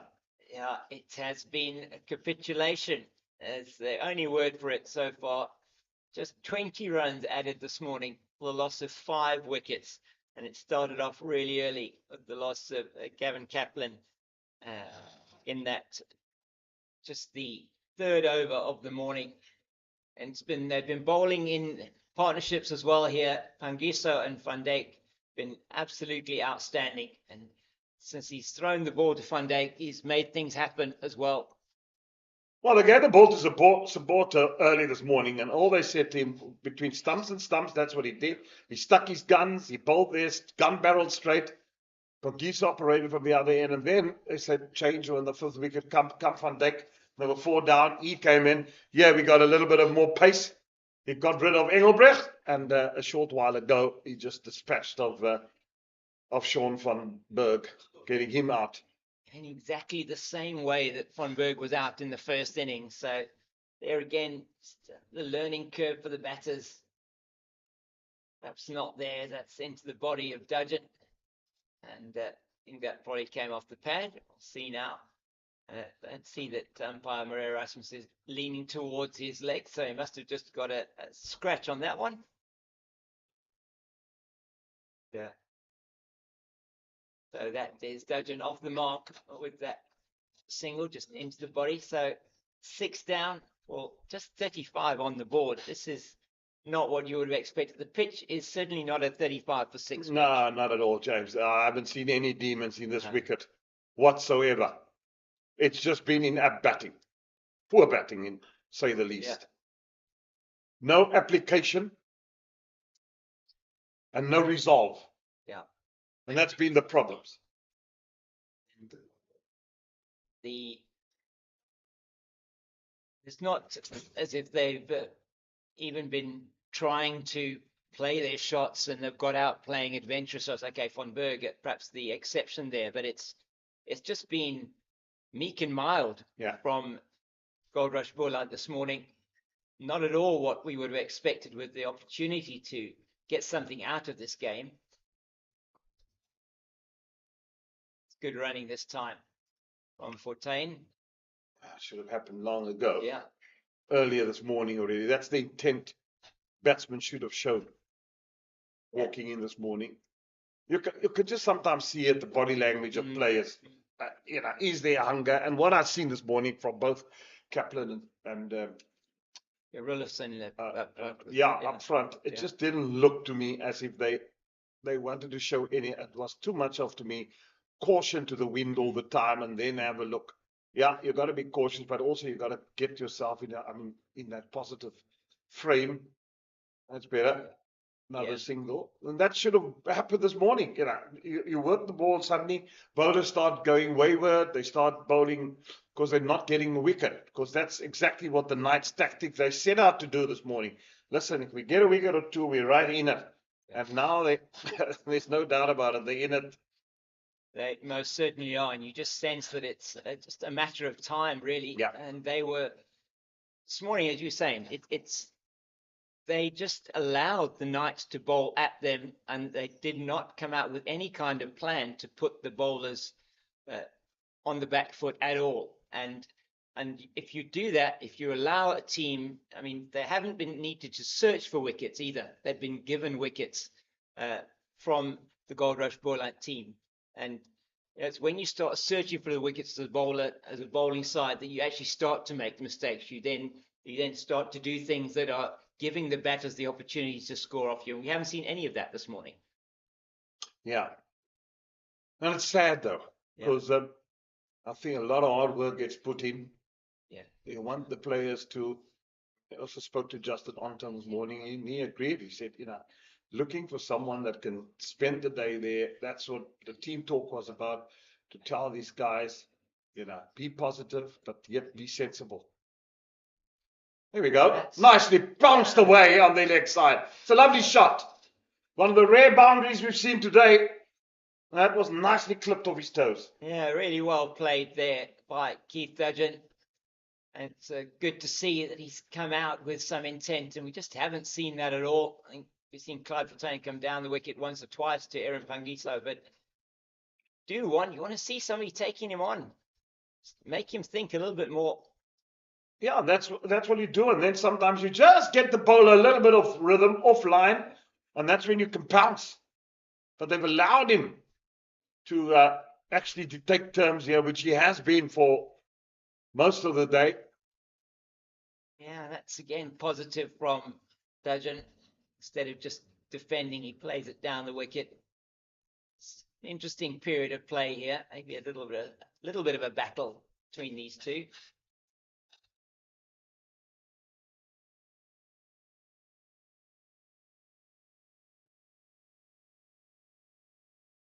Applied it again left, outside the off stump. Now, earlier on, Eugene and I were also discussing about players all walking in and taking leg stump. Yeah. And we saw Avive Makajima just leaving a straight one and got comprehensively castled. Yeah, he didn't read the arm ball at all from Aaron Pangiso. It's very good bowling from Pangiso. First delivery, just rattled that off stump. Was not at all what Goldrush Boland needed. And as you say, taking on that's an interesting point. I mean, I remember when Proteas were playing against India. It's a few seasons ago now, and just how they were trying to adapt to make sure that they could cover that spin and taking different guards. And very often they would be taking an off stump guard, just to make sure that they knew exactly where that off stump was, that if they were playing it outside the line as well, they would take the LBW potentially out of the equation. They were coming forward. So there are tactics you can use. Oh, that's worked away again on the onside. Yeah, and especially when you go to the subcontinent, you know that you're going to be bombarded by spinners and spin bowling. You're going to get wickets that's going to turn square, especially when you know you go to the Wankhede Stadium in Mumbai. The clay is different. It's the red clay, and the ball scruffs up quicker. The ball turns more from day one. Very different to going to Bangalore, where you get a harder surface with a bit of grass on, and the ball moves around a bit. And New Zealand has gone about their business very cleverly, and they've been very successful. Yeah, outstanding result for them there. 3-0 Test series win against India in India, and they had never won a series before in India. Absolutely, first time ever. Incredible stuff from them.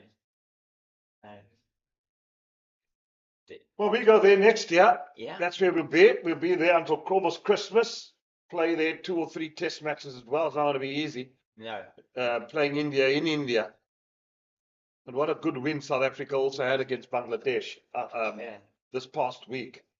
It was a fantastic win and their largest ever innings victory there for South Africa in the history of their test match cricket. And you had, I know, the privilege of commentating. I know you were here, sort of commentating on that in doing Afrikaans commentary for SuperSport and watching that game. I only managed to see some of the highlights, saw some of the game, but only perhaps a lot of the highlights. Yeah, what was impressive, that one, just the slides down the leg side. What really impressed me was, I would say, the coming of age of 1 or 2 players. The Zorzi getting 100. On the subcontinent. Then Mulder, he actually, Vian Mulder, impressed me as well. And then the third 100. Tristan Stubbs. Stubbs, yeah. He certainly looks the part now, doesn't he? Yeah, I was going to ask you about it. I think after this ball, we'll chat about that. Just rides it on the bounce. Gets a single for it. Yeah. What amazed me, Tristan Stubbs, the way he plays that reverse sweep or reverse paddle, he exposes all 3 stumps and still manages to be able to work that one, even sometimes even forward a square on the offside. as we look at that, we do look at that scoreboard there. Yeah, there we go. Wonderful result in Chittagong. Yeah. Yeah. Fantastic from a South African point of view, giving them now an opportunity to fight for that World Test Championship final place. Yeah, if South Africa manages, Sri Lanka comes here and we manage to win that, James, and then you win the two against Pakistan, and then you've got India's after this defeat in India. I mean, the wheels will come off there now. I know that they don't like losing, but they got a 5 Test match series later this year. They're there for Christmas and New Year in Australia, and the Aussies will be coming at them. That's for sure, and they'll be playing on harder, bouncier wickets in Australia. I've heard the discussion. We'll get back to that now after this ball. Oopsie. Oh, that's ouch. Ow. That's not a good one. It's got it. I wonder if it's not on the bone here on the side of the. Yeah, it could well be. Yeah. Maybe on the hairpiece. They've gone down like a sack of potatoes there. Clyde Fortain's trying to pull that one into the leg side. He looks in a lot of pain. The physio is on her way out to see what can be done. Heath Dudgeon just at his side there. See what happens at. Yeah, no, just a bit of treatment. Yeah, to get back to my point. So you play in Australia. I wanted to get down to the point of there we go. There we go. South Africa first Test match at Kingsmead starts on the 27th of November, and then the next test goes from 6, 7, 8, 9. Yeah, or 5, 6, 7, 8, 9. That's the second test will be in Gqeberha. Where South Africa will play, and then from the 10th of December to the 7th of January, there are 2 Test matches. The one on Boxing Day starts at Centurion, and then over New Year.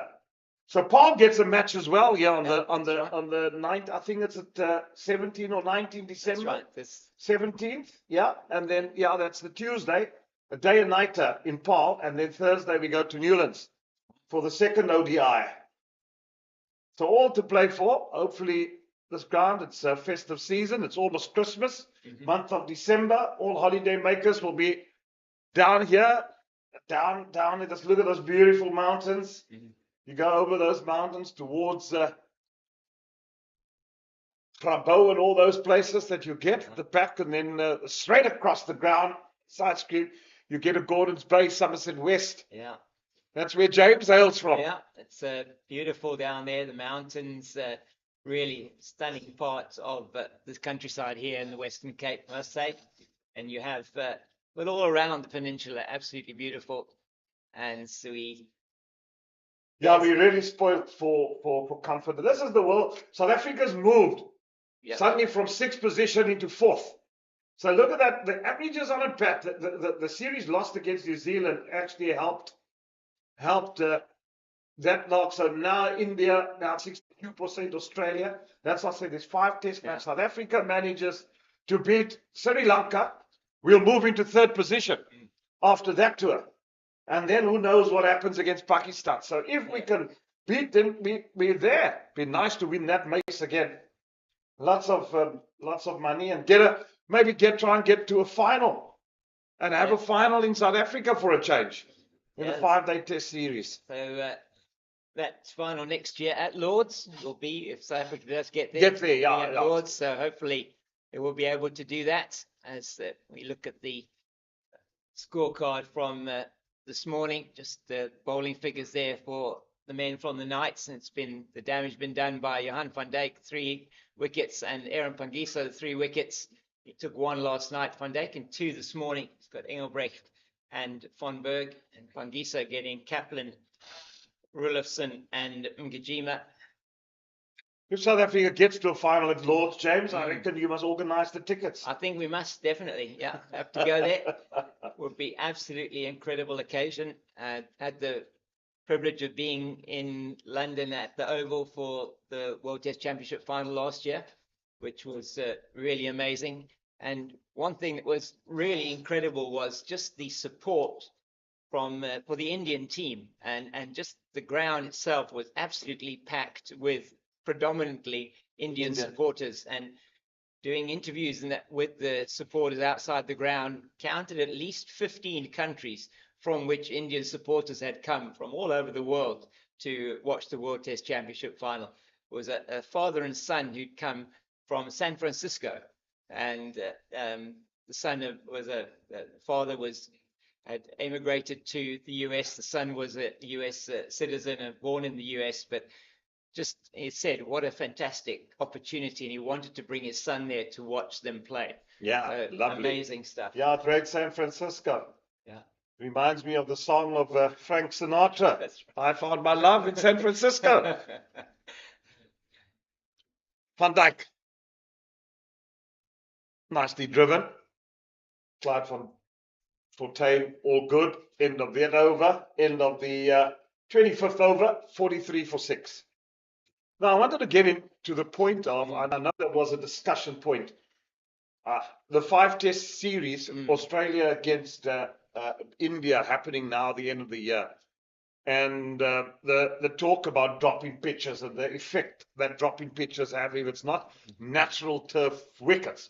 And we found that, especially in Melbourne, I've been there, and just outside of the crowd, they have a whole mooring, or what do you call it, where they build the pitches, and then what happens there, it gets rolled and it gets planted, and it's amazing to see what happens. And I had the privilege to see how these dropping pitches get put in, normally about 3 to 4 weeks before a test match or whatever. What happens, and they bring them in and put them in. And we're talking about the effect. There's a bowling change now. Interesting. Langa, Sithembele.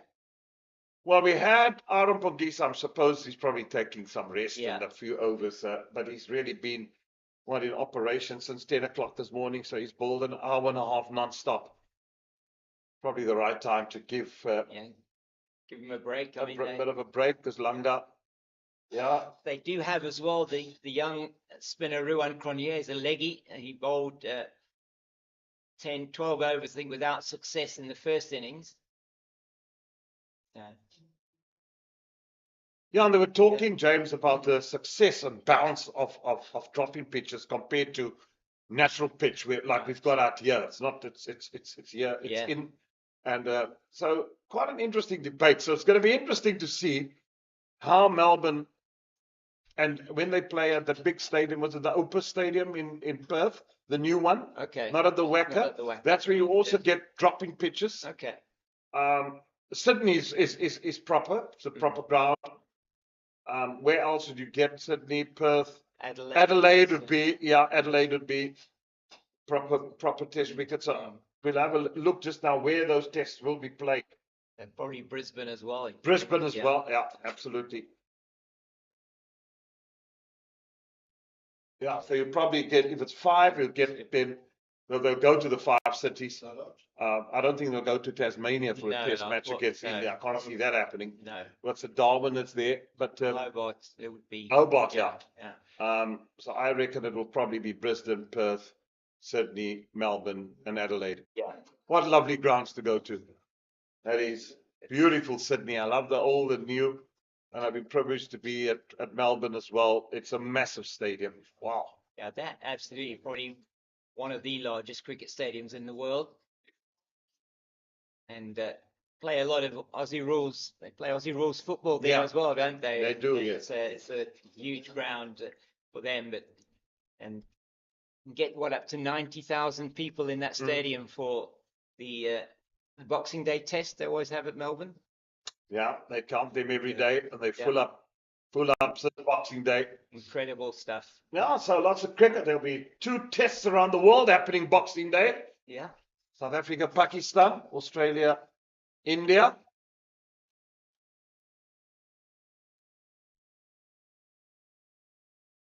Just gone down the leg side.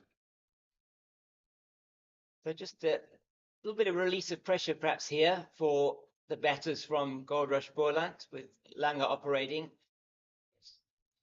Did you say Pangis are just taking a little bit of a break now? been shown a bit of intent since he's come in as Keith Dudgeon, with 8 off 15. Clyde Fortain at the other end just also started to show that he wants to play a couple of shots.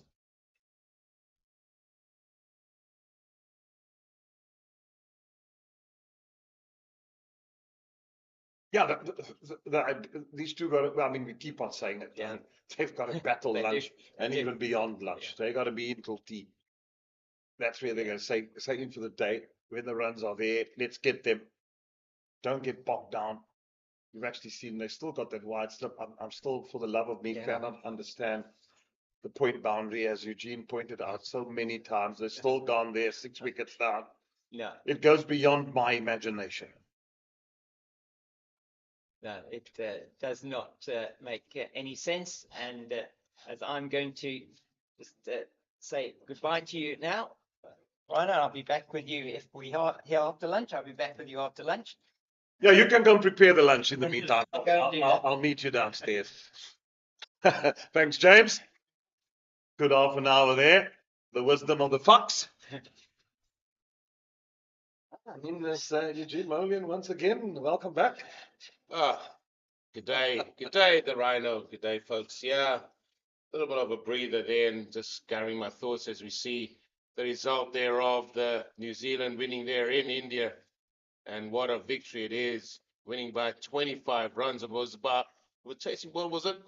Just under 150, just under 150. They were Yeah. chasing for victory. on a pitch that was turning square. Yeah. And they've got some good spinners out there now, New Zealand.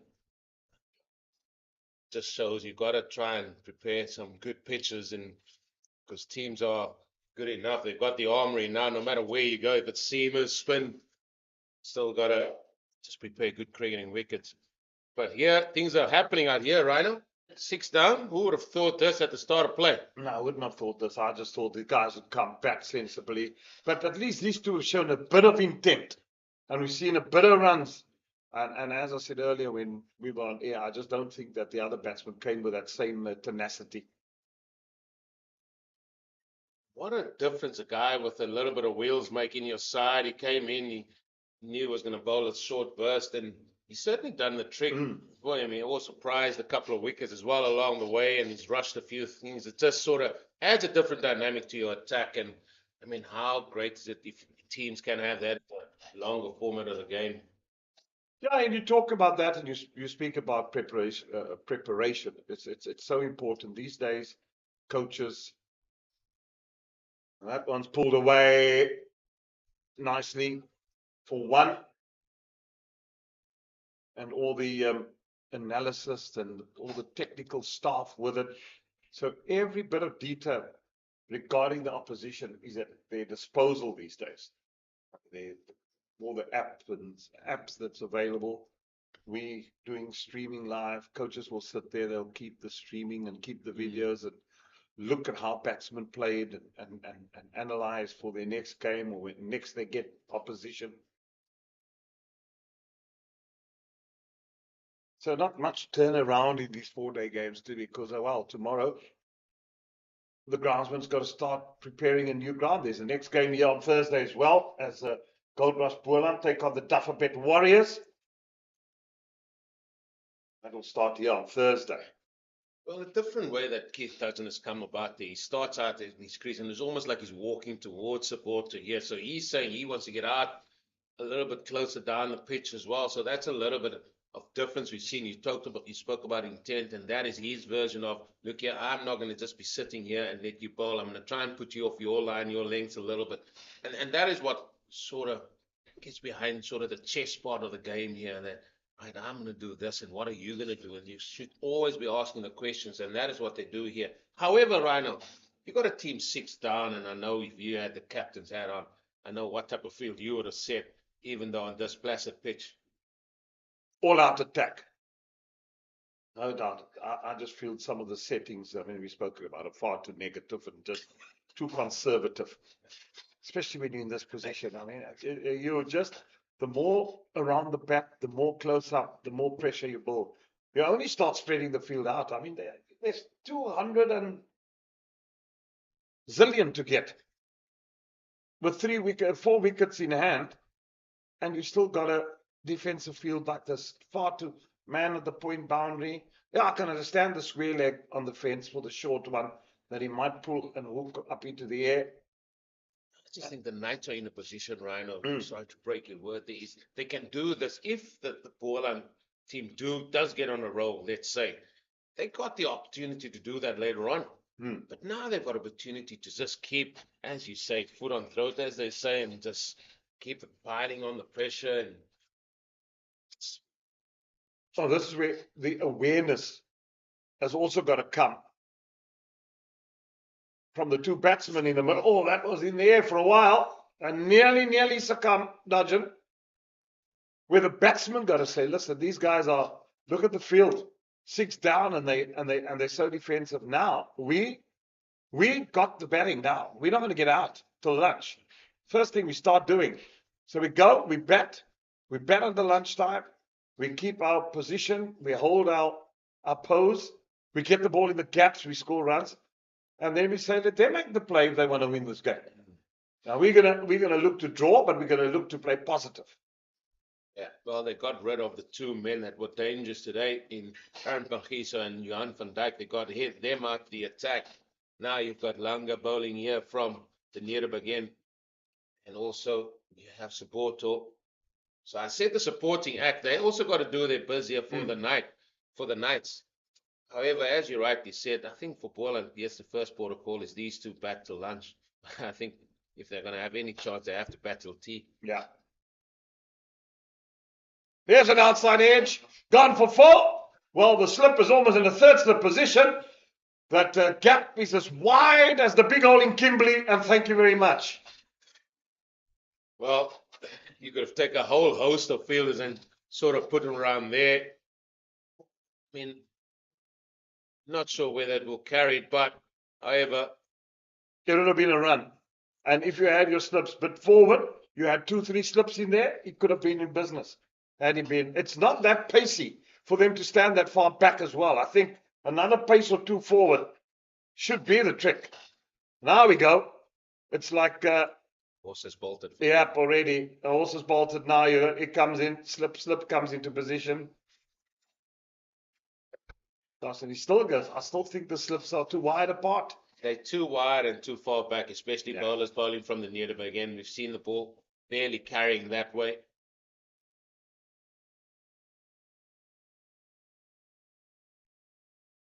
As you can see with that delivery. I saw Langa bowling this morning, and he was bowling with a little bit of zip. He ran in a little bit more, and I think this is where we come to mindset again, where I just see somebody that hasn't got the confidence about himself as he's running in there, and it's almost like he's just putting it down there. And that is the worst thing to do as a bowler. And I mean, several times I've been told, listen, just let the ball go. And I think if you bowl the ball, your margin of error gets bigger. That's what you always got to try and tell bowlers. If you start putting it there, your margin of error is so small. I mean, he's just got to be so accurate. Yeah, especially when you're bowling at this pace. You need accuracy then, because when you compensate for pace, you got to make up with accuracy, maybe a little bit of swing. We've been talking about the surgeon for the past 3 days, the Vern Verlander. Oh, and I'm sitting here thinking now about this and the way this field's set, and I'm thinking, would he be bowling to a field like this, where if he's got a team 6 down, and I mean, what he would do? He wouldn't get the ball out of his hand. No, you wouldn't. He'd be swinging it all day, and there'd be 2 slips in a gully, and that point boundary would not be there.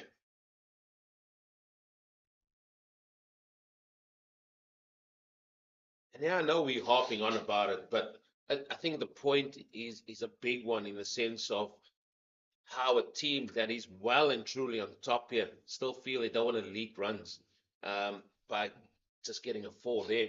I don't think the guys touched the ball yet. But the other thing that can happen, come 5:30 this evening, and it's still 6 down with the field setting like that. I tell you what, I don't think they should then try and go to Caprice tonight. It's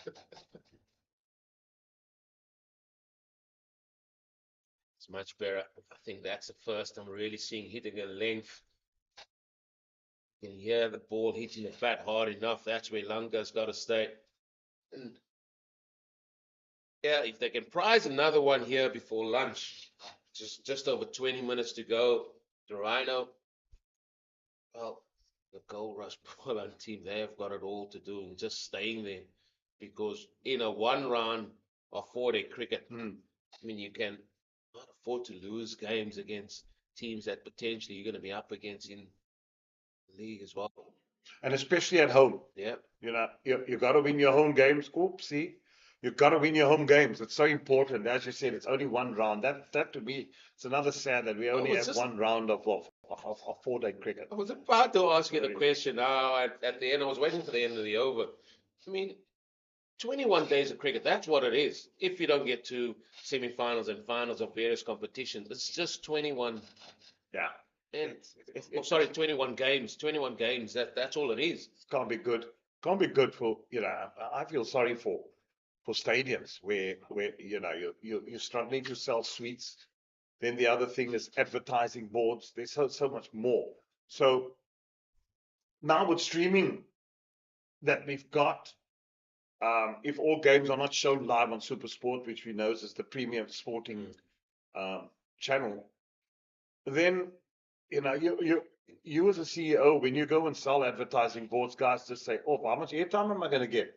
Because that's what sponsors want to see. They want to see that their advertising gets shown. So the more cricket that gets played at the stadium, the more televised games you get, and the more games that get streamed, I suppose, gives you that leverage to actually sell your advertising and maybe possibly sell suites. So it's an hard act out there, and I think that is one thing that probably the CEOs, they would have discussed it, knowing the when they go to their CEOs meeting in Cricket South Africa.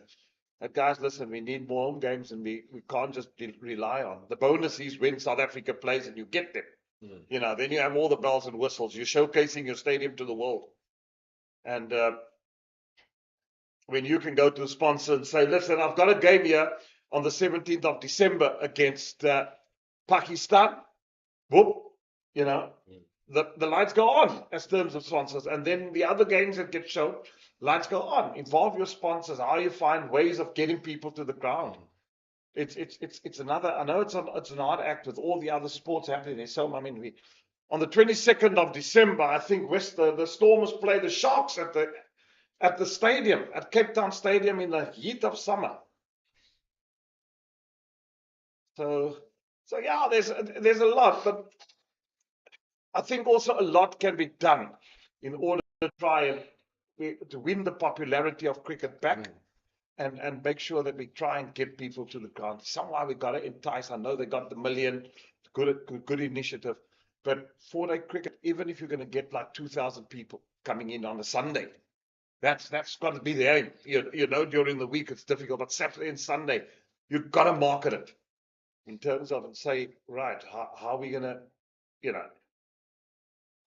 It used to be a good outing going to your provincial grounds at weekends, and you know, the way I got introduced to cricket was the old Newlands with the Willow's End and people with their scottles and out there, and then at lunchtime you were able to go out onto the ground and have your own wee game on there, and if you felt like one of the players out there. I mean, we don't see that, and yeah, maybe you got a point there in terms of getting people to the ground. Have something in place to say, listen, come out to every ground on a Saturday and Sunday if you can be. And we understand during the week it's a bit difficult, but there's definitely something to do, especially now. Even you just need to use your initiative, so to speak. And especially at the small, quaint grounds, you know, you go to Kimberley, Bloemfontein. You know, that's really where look, the Wanderers are such a monstrosity of a stadium. It's a big stadium, but they've really tried everything. I mean, you've seen there was a nice crowd in with a SA 2020 final between the Lions and the Titans. So yeah, John O'Leafright has done an excellent job there, trying to revive things. We all know what Centurion is. It's just a lovely ground to walk into and watch cricket at SuperSport. And then, you know, at Kingsmead, Heinrich Stadium, they've really worked hard to get Kingsmead, and it really looks lovely. Yeah. Yeah, and while we were playing, they always try to find getting the students in that potch, and that's different promotions on, whether it was one day a T20 or even a 4 day, like come out to the ground and have some kind of promotions on for people, just to make it a little bit more enticing for them to come. But besides that, I think to get to know the players that's representing your province as well. I think first and foremost, there's some of the people might not know the players representing them in the Boland or Western Province or wherever. Yeah, we had a good thing. I'll tell you what, how, to me, it's just sad to see. I mean, we were part of the board. Yeah, that one's pulled around. That will go for 4. Just nicely helped on its way down the leg side by Keith Dudgeon. 50 up. I'm just talking about the Paarl Rocks and the crusade we had winning the Mzansi League. Goodness me, we turned the stadium purple. We had various people on board. One was actively involved, the CEO, really selling Boland Park. And every game that we played here, we had Faf as captain. We had some star-studded players, star-studded coaching staff in Edinburgh,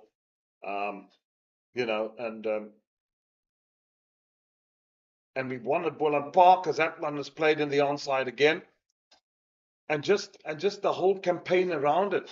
And what happened was, part of my duties managers to allocate players to go to the various schools around here. I mean, we even sent our players to Robertson, Saldanha Bay, go and speak at the assembly, go to the school so that people knew you. And the excitement and the buzz and the hype that was created around that Paarl Rocks team was absolutely phenomenal. I mean, and hadn't it been for rain at the Wanderers, we would have won that as well. We would have beaten the Josie Stars and probably won the trophy 2 years in a row. And I mean, it's and the campaign around it. So one would like to see that type of thing happening more again.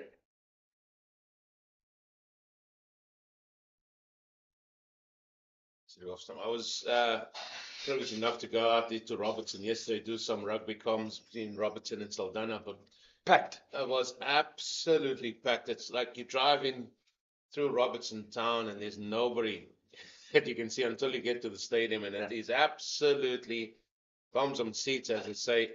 But what I mean by that is the community that's just supporting their sport there and supporting their local players, and then at final whistle they're running on to have a chat to their sort of local heroes. I think that's what we want to try and get to with our local cricketers here.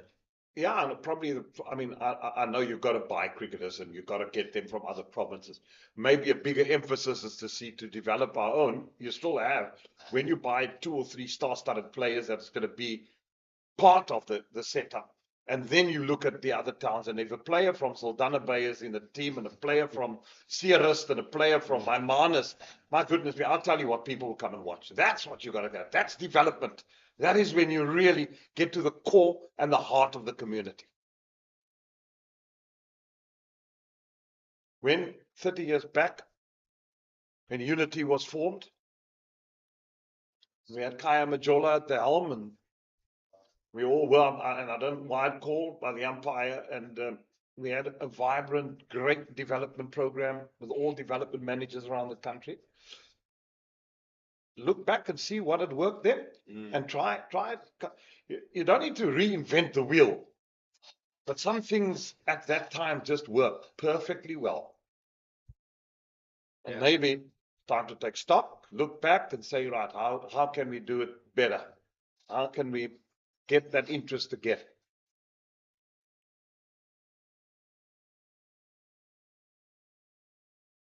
That's nicely played by Clyde. He's hobbling along there. He got struck. I think it must have been just missed the padding. It must have been sort of just numbs the leg. Down the bone here on the side of his, what do you call it, the femur? Was it? Wow. I All mean, right. you would know. I mean, you've been explained every bone in your body now recently. You should know. I mean, you spoke the other day about muscles you never knew. Yeah. Hip replacements, all that. Becoming a surgeon these days.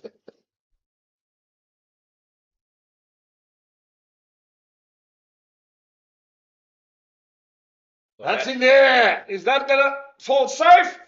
Oh, it got there. Unfortunately, couldn't hold on. That would have been a marvelous catch. Had he held on, the short ball has been used as a surprise, and I'm just like the way the Knights did it because they got the fine leg, they got the square leg out, and they've been using that short ball sparingly, and there was an opportunity. Tell you what, he covered a lot of Yeah. ground there. The big fast bowler Van Dijk put the dive in, just couldn't get there. Yeah, that was well planned that time.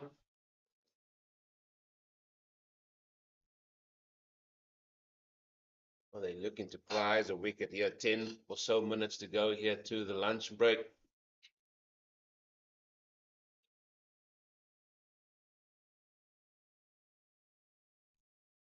As you can see, he's struggling, Yeah. hobbling along. A nasty blow there. Yeah, it was, and he went down straight away like a sack of potatoes, I tell you. There is the Border Gavaskar Trophy. Yeah, that's the first test match in Perth. Here we go. Warm-up India A. India versus India A in a warm-up game in Perth. So the A team will be touring there as well at the same time. And that's such a good thing because if anything happens to players in the main team, then they play in Adelaide, second test, which is a day-night test. Third test in Brisbane. Thanks for coming. And then we go Boxing Day. There we go. The day after Christmas. And then the fourth test will be from the 3rd of January. I think that's when we play the Newlands test. So Australia's summer is the same as ours. What a summer of cricket. 5 test matches against Australia. Lovely. Mouth-watering. And that one has glanced away. Work to do for Langa. And poor Clive Fontaine just ambles along and hobbles along for the second. Yeah, just hobbling along there. He's not looking in any shape or form, but he knows he's got to do himself and his team justice by trying to stay out there. Yeah, you reckon there'll be some spinning wickets out there in Australia? Yeah, Or probably. just good, or just good cricketing wickets? We were talking about the dropping pitches Yeah. that they use at some of the grounds that we were talking about the effect that dropping pitches have. Doesn't have the same effect as natural pitches in the ground, and you see how they play. Perth definitely is a very good form they play that. The footy there as well. But I reckon you could get day and night test. That's the points table. South Africa's right in it, in 5th position. Well, they've got to win 3 out of the next 4, Yeah. I think I'm told. Yeah, to actually get to the top. All depends what happens between India. There's 5 test matches, and again, he's pulled that one around the corner. There's 1, 2, 3 men out now on the leg side. That's a surprising delivery. That's what they're looking for. No Sabota doesn't have pace as a Van Dijk, even a Langa, but not sure if that is the way forward that he should be operating. But yeah, those pitches are going to be interesting. The reason why I'm saying that is because India, they do have some very good seamers as well.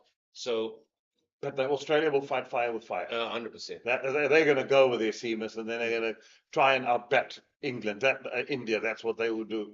So Perth, you get in. They're going to come hard at you at Perth because it bounces there. It's quick. And it's quick. Yeah. It is quick for that Perth wicket. Let me tell you something. For nothing. So they'll come with their quick bowlers to Australia and try and bounce the living daylights out of India. And if they get on top of their batsmen, Perth, and then where they go second test to Brisbane, Adelaide. Adelaide first. Yeah, Adelaide first. That will take a bit of turn. Adelaide will turn. And then and Sydney to me as well. From edge in the gap. No second slip. No first slip. Only the solitary slip. Another chance gone a begging. And yet, no movement. Yeah, supporter getting the edge. Yeah, we've been talking, I don't know, for the majority of this 4th day, I think we've been talking about that slip region and actually the field position and where they got to stand. And Pakiso, he's now been moved a little bit finer and he goes back to where he was. And another chance missed, I think, here for the Knights. And what a wicket it would have been. Clive Fontaine, the captain. I know he's hobbling out there, but he's looking solid. Yeah, he is indeed. These two are going to say 5 minutes. What time's lunch? 10 past 12? 10 past 12. So they've got 5 minutes to go, 5 minutes to edge it out.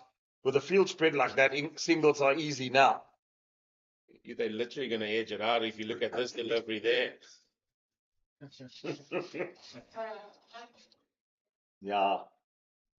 And with summer coming, this field is going to need a lot of water come the 17th of December. They got to get this mushiness because it's quite a bit mushy. So I can understand that you want to keep grass cover here as well early on, early doors. They did a lot of scarifying, Yeah. Rupert was saying, and that was over the last couple of weeks. And then that's why it's a little bit spongy, as you see there. Some bits that have been sort of burnt by the sun, as you can see, but still a good job being done here by Rupert here. Yeah, he does a fantastic job, no doubt about that. Okay, Now, they'll probably get this in tip-top condition come the 17th of December. Wide called by the umpire. yeah, they look like the seamers are trying to go the short ball route here. So maybe they've seen something, because as you said, they've got 3 men back, basically a fine on the fine legs, then a wider fine leg, and then a square leg who should be in front of square. Maria Rasmus just turned around to see if he is in front, only allowed 2 men behind square on the leg side.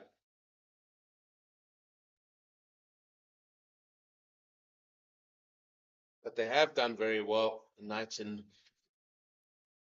I still feel they missed a trick with just letting them play away here, Goldrush Boland, just by the way the field has been set, and they should be attacking. Well, they should be going for the juggler. That's what I would be sort of saying here. Yeah, it's almost like they're just giving them a bit of a sniff. Not a sniff to win the game necessarily, but a sniff to draw it and then leave here with not the maximum points that they want. Because they're in a very good position. Look, there's still lots of cricket to be played today, but we just feel that at times they've let themselves down, still with a solitary slip. So you see the couple go through there, gone for 4. Would they be playing next week? Just have Warriors.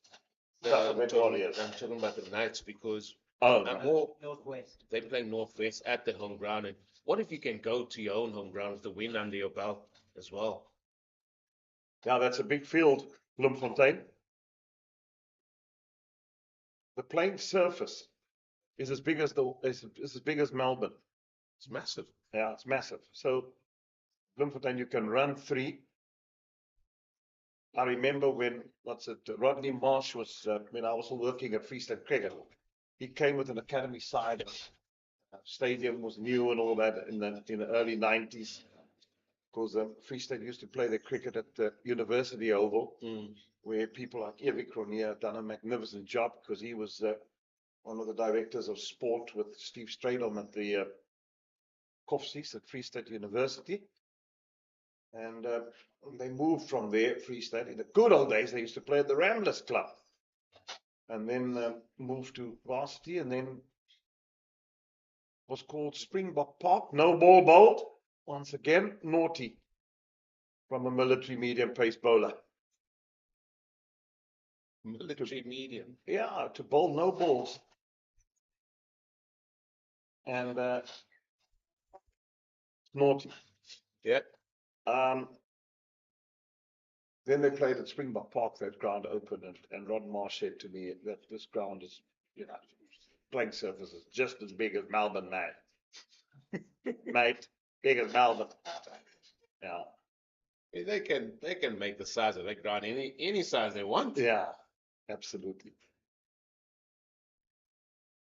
Now to that third man region. Oh, there's a little bit of work for that man at the point. First time today.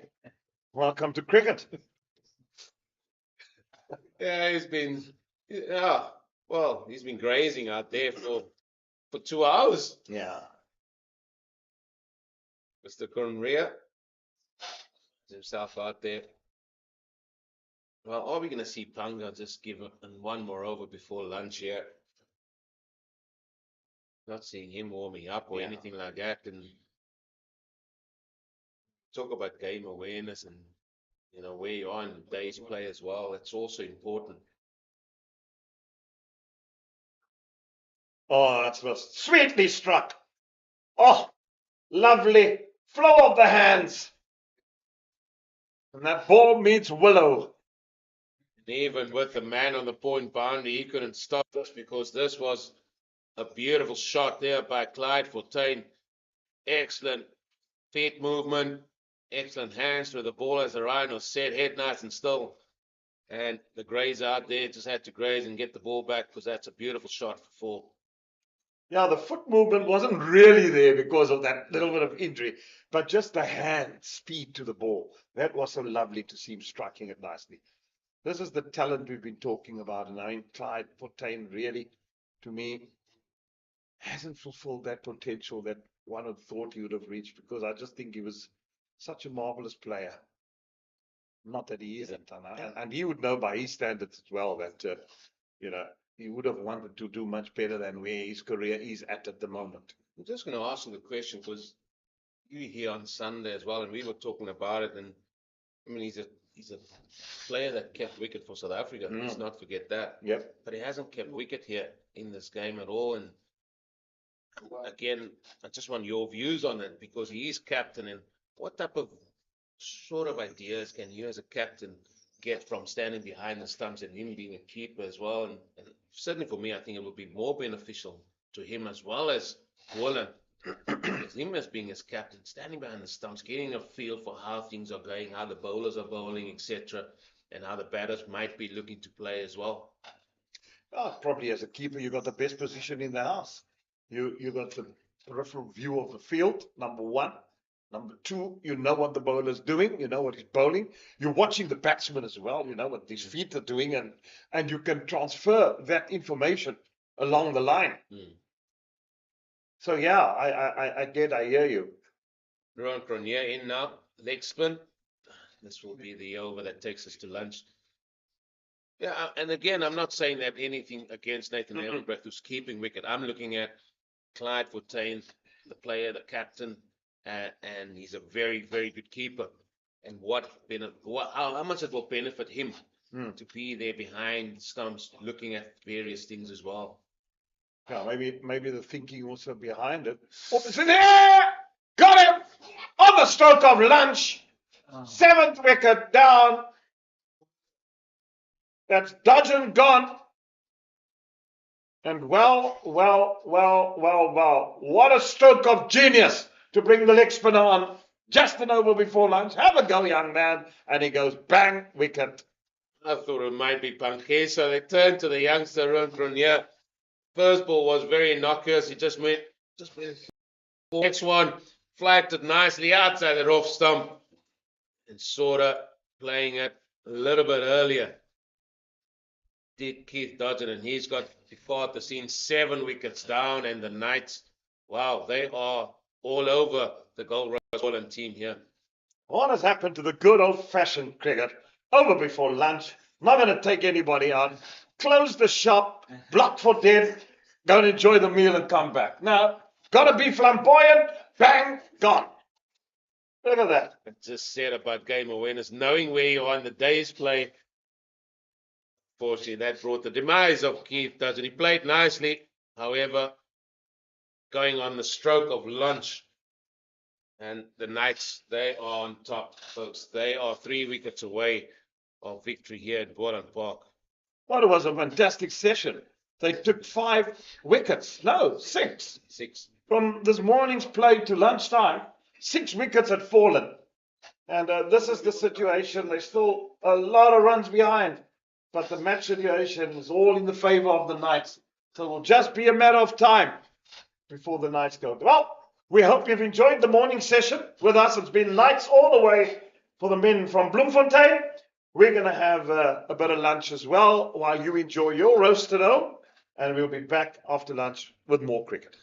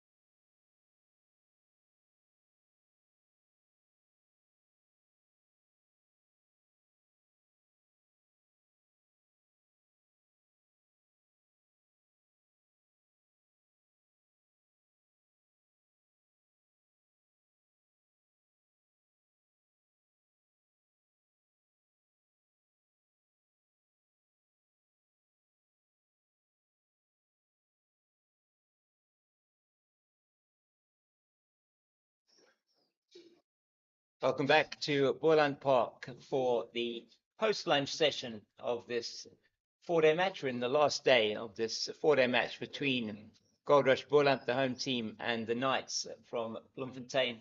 And situation at lunch. Lunch was taken with the fall of the wicket of Keith Dudgeon, meaning that Goldrush Boland scored 60 runs for 6 wickets in the morning session, and it's looking more and more like a Knights victory. Eugene Molian. Yeah, well, we've seen many strange things, and well, one of the strange things we got to see if the Goldrush Boland team can bat out the day to stop those thoughts that you are mentioning there, because they've got it all to do here, being 7 down, and only the recognized batter of Clyde Fontaine, the captain, who's there, is Aya, and Kamane makes his way with him out as Keith Dudgeon went just before lunch, or on the stroke of lunch. He departed the scene, being the 7th wicket. And those men out there, the Knights of the Round Table, they certainly very much in the driving seat, yeah. Yeah, most certainly they are, and you do sense that Knights will be going for the jugular here, with only really Kamani, the recognized, or somebody that could be regarded as a recognized batter, that is coming in now to see what he can do. He was able to put on a partnership of 47 in the first innings with Sean von Berg for the 8th wicket. But here now, he's with his captain, Clyde Fontaine, and going to need to do some major heroics to get his team to what you would think would be a draw. I don't think they're going to get these runs in the next 2 sessions. They need still 218 runs to win.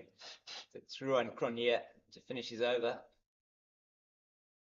Neatly played, and it is Dion Forrester, the man who took the catch to get rid of Keith Dudgeon at that extra cover position.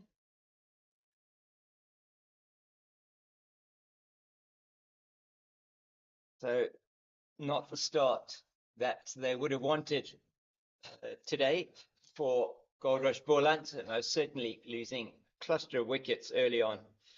It'll be interesting to see if Cronje is going to continue. He bowled an over that the captain says, "No, you can bowl the over here just before lunch," and he actually got the wicket there, got a breakthrough, because those two, Keith Dudgeon and the captain Clyde Fontaine, were just looking to look extremely comfortable out there, although Clyde not as comfortable because it was struck on his leg. It looks like just numbed it, so he's hobbling out there. Yeah.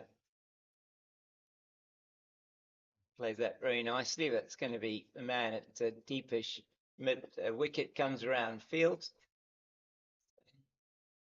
They have got a couple of runs already since the play has resumed here. But Eugene, it's really is going to require something superhuman here from the Goldrush Boland team to try and save this match here. Yeah, but it was a day that probably started where they thought, no, look here, we just need to get ourselves into a good position to go for the win. And that was certainly put to bed when there was a flurry of wickets there from Pankiso, and then Johan van Dijk also struck. And it's just been a little bit of a procession in that first innings, or apologies, in that first session with 6 wickets going. And yeah, you come with all the plans and everything else, and then in the blink of an eye, in the first half an hour, the plans are out the window. Yeah, completely. I mean, chatting earlier on today with Coach Justin Ontong, just saying that guys needed to build partnerships. You know, somebody needs to put up their hand. They need to get a batter with a 3-figure, score on the board, and it's all about building those partnerships. And you're not really ever necessarily in on this wicket, but you got to just guts it out. I'm looking at the fall of wickets that you have written down there, and it just seems like the word partnership doesn't seem to resemble anything of what's on there in black and white, because the Knights have managed to prize wickets. It's going to be the speedster again, Johan van Dijk, who's going to be coming into the attack again, this time from the near again.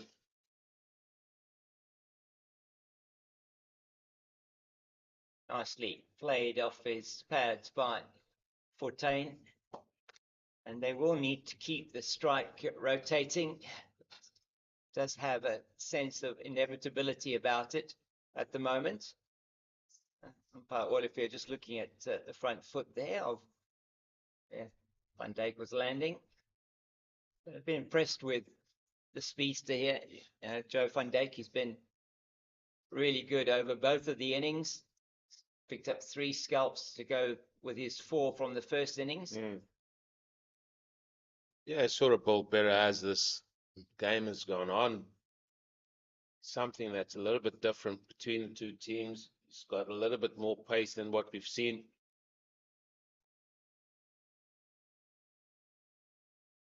Just slowly off the pitch, and Amani gets in behind it quite easily.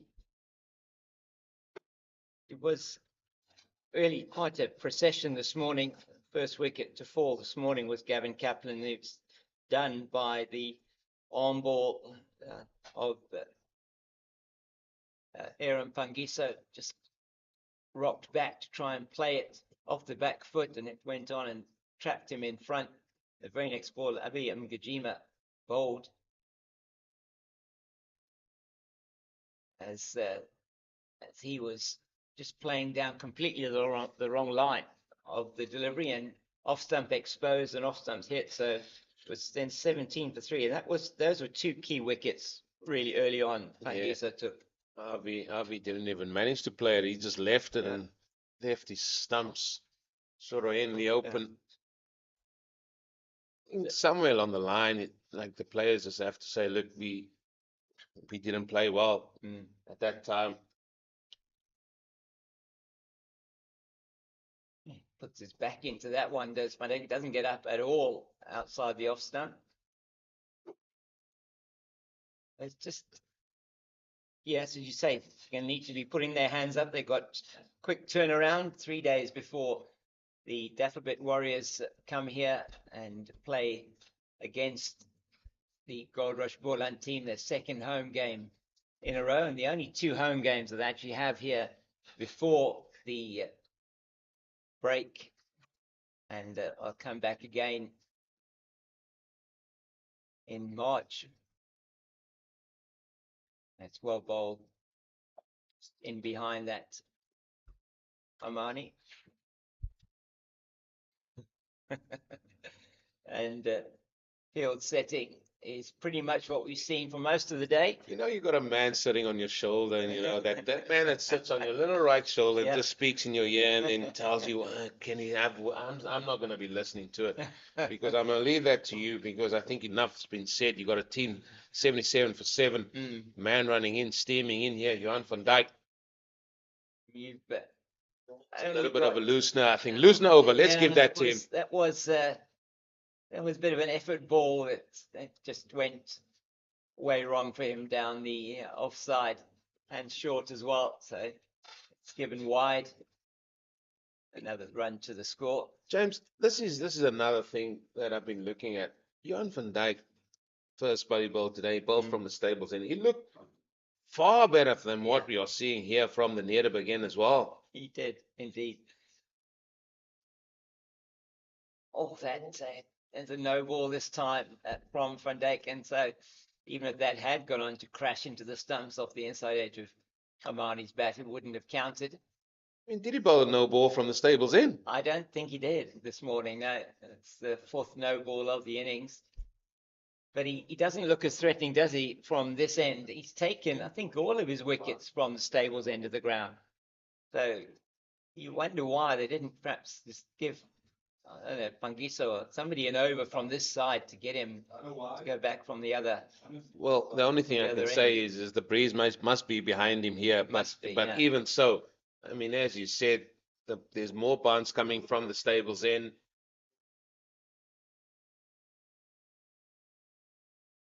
Oh, he's got him. Oh, he's got him. He's got Fortain, and he just gives him the surprise delivery, perhaps. And that one doesn't really get up that much. Fortain goes for the pull, and that is the 8th wicket down. And you just sense with the wicket of the captain, Clyde Fortain, we did say that it was virtually all over. You just sense that is the final blow, the nail in the coffin for Goldrush Boland, the captain has to go 23 of that's 94 deliveries. Yeah, there's 49 dots. Yeah. Well, the extra ball in the over, he bowled a wide the ball before, and the extra delivery, getting the wicket, the prize wicket of the captain, Clyde Fontaine. He's got to go now, 23. He's got 80 for 8. It has just been a procession out here at Boland Park. Something that when we arrived here today and had a look at the pitch, we thought, no, this is probably not going to be the things that we are going to be seeing here today. However, I mean, the Knights certainly have other ideas here, as well as Johan van Dijk, and a man with a little bit of wheels have certainly brought a little bit of heat here to proceedings, and something that the Boland or Goldrush Boland have no answer for at this stage, as it is another pacer coming to the middle, Glenton Stearman. Well, what a job is ahead for these two bowlers here for Boland. I mean, now it's really just a question of whether they can add some kind of respectability to this score. And you know that they have got, 69 overs left in the day. And either the last two people that could even really hold about Sia Mahima, not renowned for any kind of batting prowess. As Cronje is going to continue trying to pick up a few sticks. And we just look at the field here, Eugene, and should have players all around the bat. I mean, you've got them 80 for 8. They are completely and utterly destroyed as they're trying now to get a run out. And safely home is Stearman, but that could have been even more disastrous for Goldrush Boland. Maybe we didn't get that memo and go and have a word or listen into why they're going to do this, because you're bowling to batters number 9 and 10 here, and the field is spread as far as the eye can see. Not sure about that. I mean, yeah, you can give them a few runs or whatever, but you're going to prize your wicket out with men around the bat, aren't you? Yeah, absolutely right. There's no reason why you should be having this field as widespread as it is. I mean, your mid wicket there is, you can take a run to him. Okay, he's coming in a little bit more now, but really speaking, you should be having that catching mid wicket as well, or even a man under the helmet. I mean, don't see that. And if Stearman is going to take him on, then that's what you're quite happy with that, aren't you? He's going to make a mistake at some stage. And even at worst case scenario, if you want an in-out field, by means you can have that, but have your catches around the bat. Yeah. I mean, it's just, you're not putting really any massive pressure on the batter. And they just, here you don't, if you're going to, the batter is going to make a mistake. You want to be able to capitalize on that. Here's a question for you, Cape Fox, as we see, that could have been one of two ways. That was excellent work by Klutik, as the ball was sort of dabbed into square leg. He was chasing it. Well, Kamani could have been run out with a direct hit, or if Bangiso was more alert to it and at the stumps, he could have even grabbed that ball and knocked the bails off. It's just disastrous running between these two. And rabbit and headlights, absolutely.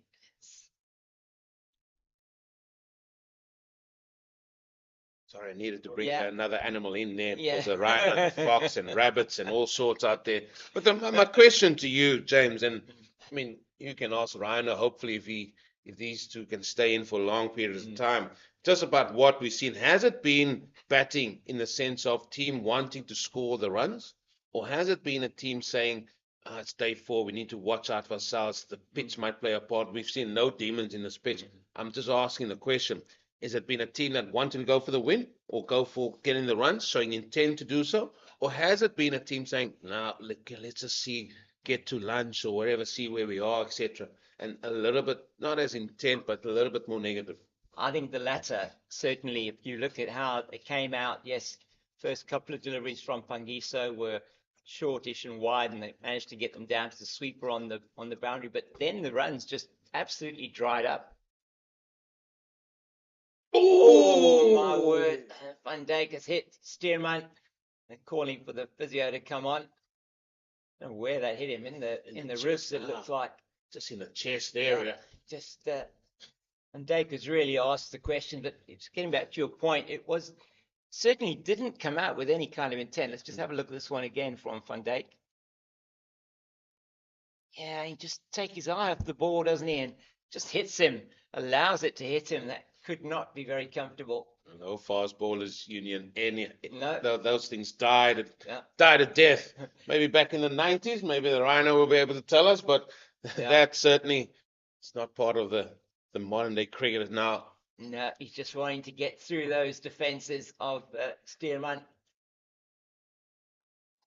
Just does play that one out into the point region, and there's a man on the point boundary. So the man at cover comes around. They get through for an easy single, and I've got a man completely perplexed here next to me. You've just hit the man I with know. a short ball, Yeah. and the very next ball, because there's no point, he just literally dabbed the ball into point, gets off strike. Now you got to bowl to the other man. Well, if he gets a wicket, then I mean that will tell us now that's what we played for. Yeah, but I would agree with you. There is no point in having no point. I mean, that is really, it's completely and utterly bamboozled. I mean, 2 balls now have gone exactly where you would have had a point standing. You would have had the same batter on strike, and now he's coming in. So finally, they've made the decision to bring him in. It's not just the Knights that have done this. I mean, Goldrush Boland did exactly the same thing. Exactly the same throughout this game. We've seen it so many times. And he's also a little bit deep there still. Oh, maybe that's why. Maybe that is why he's out there, because he's going to throw in the short, wide one that any batter, no matter from 1 to 11, can just put bat on ball and smash that for 4. Oh dear. So he's probably going to stay there now. No, he is coming back to his position at point. And it could so easily have miscued that one as well, just to go to that point fielder. So It wasn't a great delivery. No, Let's just say that. Deserved to It was be hit. short, wide. I mean, you put that ball away every day of the week. yeah, it gives him another shortish delivery. Manages to evade this one and not get hit. And Kamani just coming down the wickets, and okay, he's doing some gardening on behalf of his batting partner Glenton Stearman. Yeah, he's still tapping away. I wouldn't tap too hard. No. Pitch generally played exceptionally well over the 4 days. We've really seen, as you said, no demons in the pitch. From this end, there may 1 or 2 that have kept it a little bit low. It's a good delivery this time from Van Dijk, and ends the over. Yeah, 88 for 8. So all the 8s on the scoreboard. That's 77. They had 77 for 7 well on the scoreboard. They just lost that wicket at 80. Was Van Dijk getting the wicket of Clyde Fortuin. He's got 4 for 22. A great return for him. no, it is. And what a difference a man with a little bit of pace does. You have to have that. It just shows the importance of it. Definitely see guys, even in South African cricket, we had definite speedsters like that. Dale Steyn stands out. KG Rabada, but Yeah, KG's wily now. I mean, absolutely. he's such an experienced bowler that he can sort of crank it up when he needs to be. I think that stood out for Dale Steyn as well. Yeah, certainly. I mean, outstanding bowler for South Africa, Dale Steyn, and Kagiso Rabada, now regarded as the highest strike rate, I think it is, of anybody that's got over 300 test wickets. That's from right. a fast bowling point of view. That's just tickled down the leg side. That makes such a big Okay. difference. England's got Mark Wood. Yeah, Unfortunately, he's injured as well. Yeah. I mean, left arm seaman Nandri Berger. yes. Unfortunately, he's sort of injury as well now, and we hope or wish him all the best. And they just make such a big difference in the game. I mean, it's that one's played very nicely into the leg side field. They'll turn for the second. Nice shot from Steerman. But, I mean, the Karate Kid, Gerald Coetzee, good to see him back as well. He's also really, really full of pace. I mean, he saw him in that T20 qualifier match, pinging Matlali and Pongwana on the head with a really vicious delivery.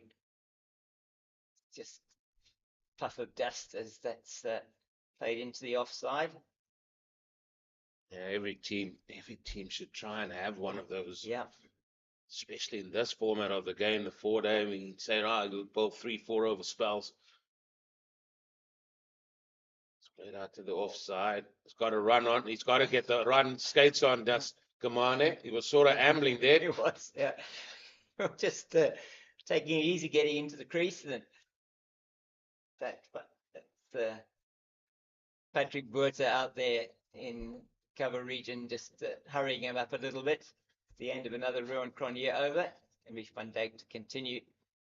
I know a few of the guys that I played with, captains as well. That, I mean, they would have had some choice words, but they would have told you, listen, it's 3 or 4 overs. You better run in. Yeah. And run in hard here as well. And I think, that's what we've seen from Van Dijk. We saw it yesterday from Keith Dudgeon as well. And certainly made the difference. The line of attack was good. They were on an unforgiving pitch, it must be said. They were really putting their backs into it, and they've been getting that shorter ball to make life a little bit difficult for the batters.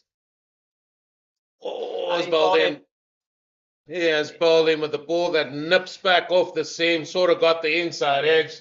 Steelman practicing it again. He's not happy, but he's played that on to the stumps, and it looks like we might as well start our car and loosen the vocal cords, because this one could be done and dusted very quickly, because Goldrush, Boland find themselves 9 down here. And again, he gets the reward, does Van Dijk. That's his fifer. See Stearman at the end of him. Enterprising little knock of 9 of 12 deliveries. But it was just a matter of time, you felt, as we look at this one again, outside the off stump. And just with an oblique bat, he plays it, gets the bottom edge. Maybe it kept a little bit low, but into his cannoning into his off stump. I wonder how the likes of Justin Anton, the coach of Goldrush, Boland, and his coaching staff will be assessing this match and this performance, because for 3 days it was such an even contest. 2 teams really neck and neck, literally 266 apiece in their first innings, and then coming out needing to score 292 for victory. I mean, it couldn't have been more finely poised. And when we were on comms there with the Rhino first up, we thought it's finely poised, but then in the blink of an eye, this game was turned on its head. And it's, as you say there, I mean, the fall of wickets has just been literally a procession here, with the batters have got absolutely no clue, no idea here, no plan at the minute, unfortunately. And the deficit is 199 now, so they're staring a huge defeat in the face here. Goldrush, Boland, and Sia Mahima, the man from Sherwood Forest. He's in at bat, and he's going to be attacking him around the wicket. He's got the short leg in. He's got the leg slip. Sia Mahima, not known for his batting prowess, certainly. Maybe they know something that we don't. Maybe.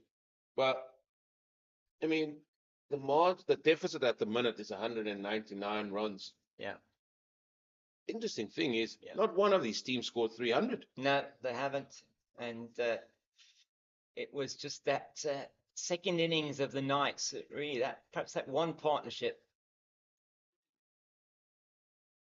And that is trying to target the body there of Mahima. That one just, he's happy to let that one go over his shoulder. Well, if you're going to target that line, James King, we saw this a lot of the time. Why don't have a leg slip there? Yeah, absolutely. They need the leg slip. I thought actually they were putting somebody in leg slip, but they changed their minds.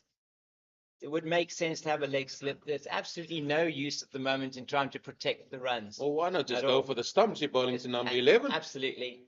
Can put it in his toes. We've seen Van Dijk has got that. Has definitely got the Yorker. He can bowl the Yorker. Just Maria Rasmus having a word there with Sejo Senequani. Not sure what that is about. Well, But I we'll don't ask him know- after. I don't know why you need a third in there either at this stage. Maybe for the one that's going to try and ramp shot, and he's going to play over the slips. But I don't think you're going to see that from Sia Mahima. Well, just the gesturing of the umpire there, this thing saying, look here, just calm down with potentially what you're saying. Sort of want to ramp up. Oh, Yeah.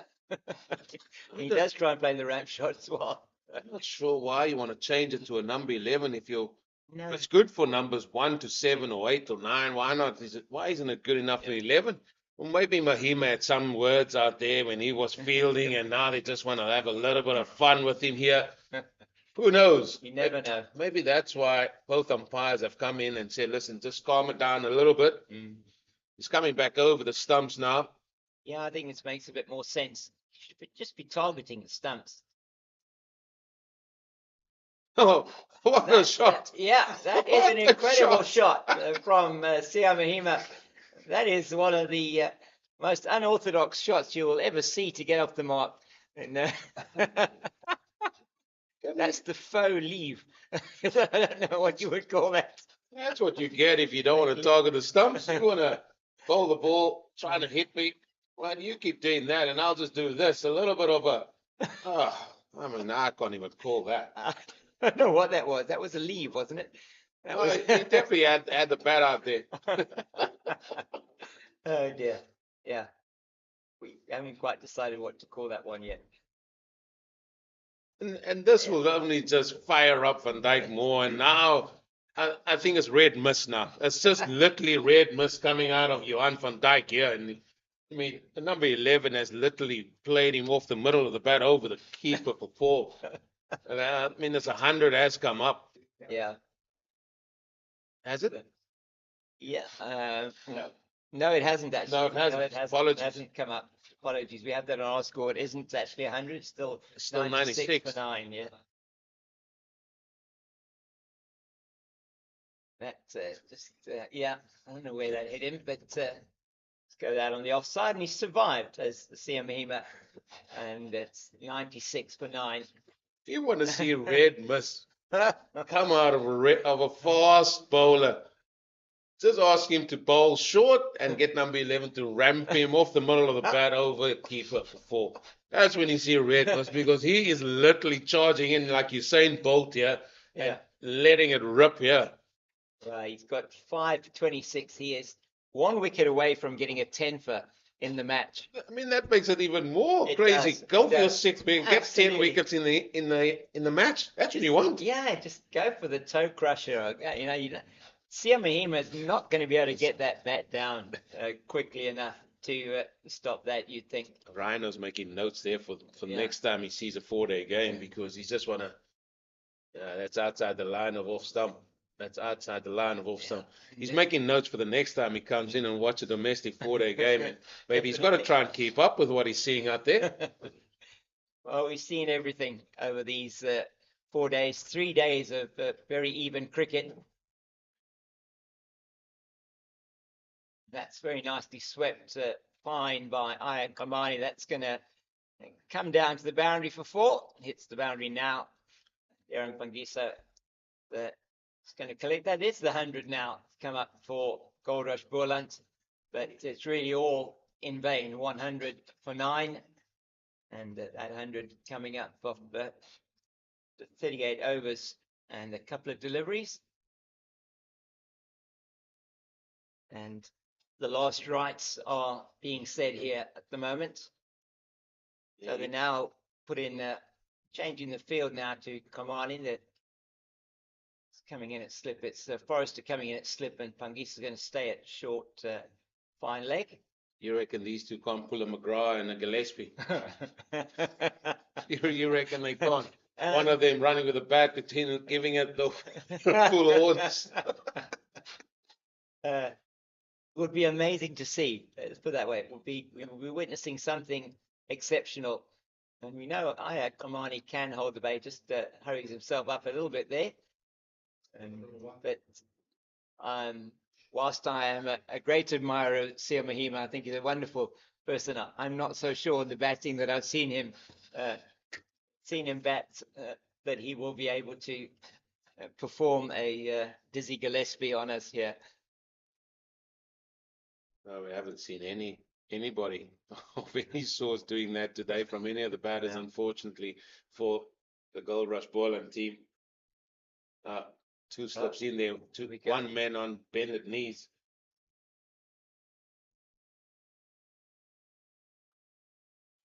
And he plays a shot in anger. Patrick Bush comes around and feels that. That's might as well have a go. I mean, what a lift this is going to be for the Knights. Oh, yeah. Being promoted into the top division. Yeah. And then getting the prize scalp of Boland in your first 4-day outing. I think that can only give them the confidence they need.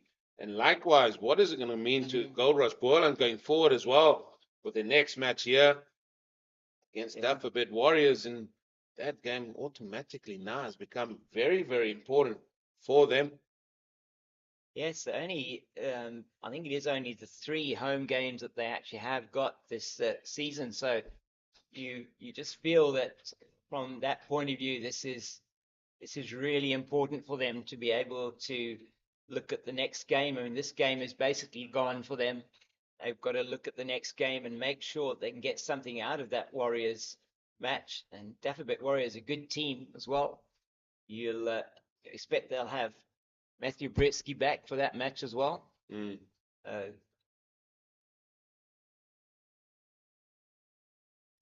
That's it's attacking the stumps, and as every good top order batter will do, he's just Komani's just saying, I'll take the strike here, Sia, don't worry. I'll help you see these next 64 overs out. The Cape Foxes lose, guys. He's out there somewhere. Oh dear.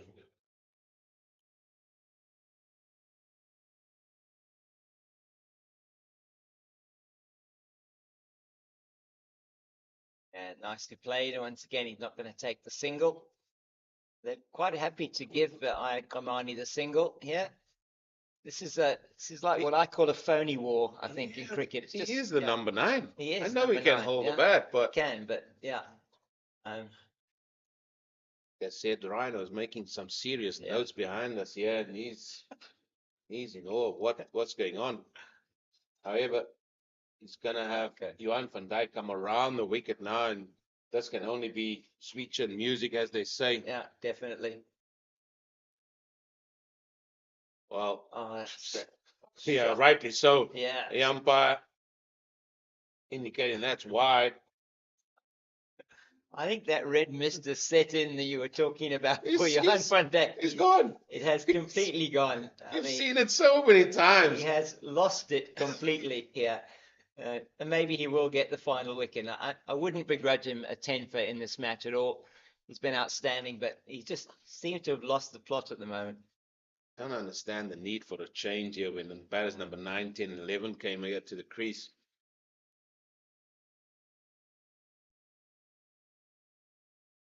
That one does go through Komani. After played outside the line of that one. Well, I hope the Rhino can talk you through maybe getting that last wicket, because I would like to hear his views on what he's seen after lunch, just in terms from a Knight's perspective. Not have to say much about the Boland at this stage, but yeah, tactics have been very, very interesting. I mean, particularly in the last couple of overs. That's nicely defended by Komani. No doubt he'll take the single in the next couple of deliveries. Well, they're all coming in now. They're certainly giving him the respect that he deserves. they're even they're going to have an extra catch, I think, maybe as well. They should do that. Paarl says, no, I'll just stay down here, third man. It's all right. got a short leg in.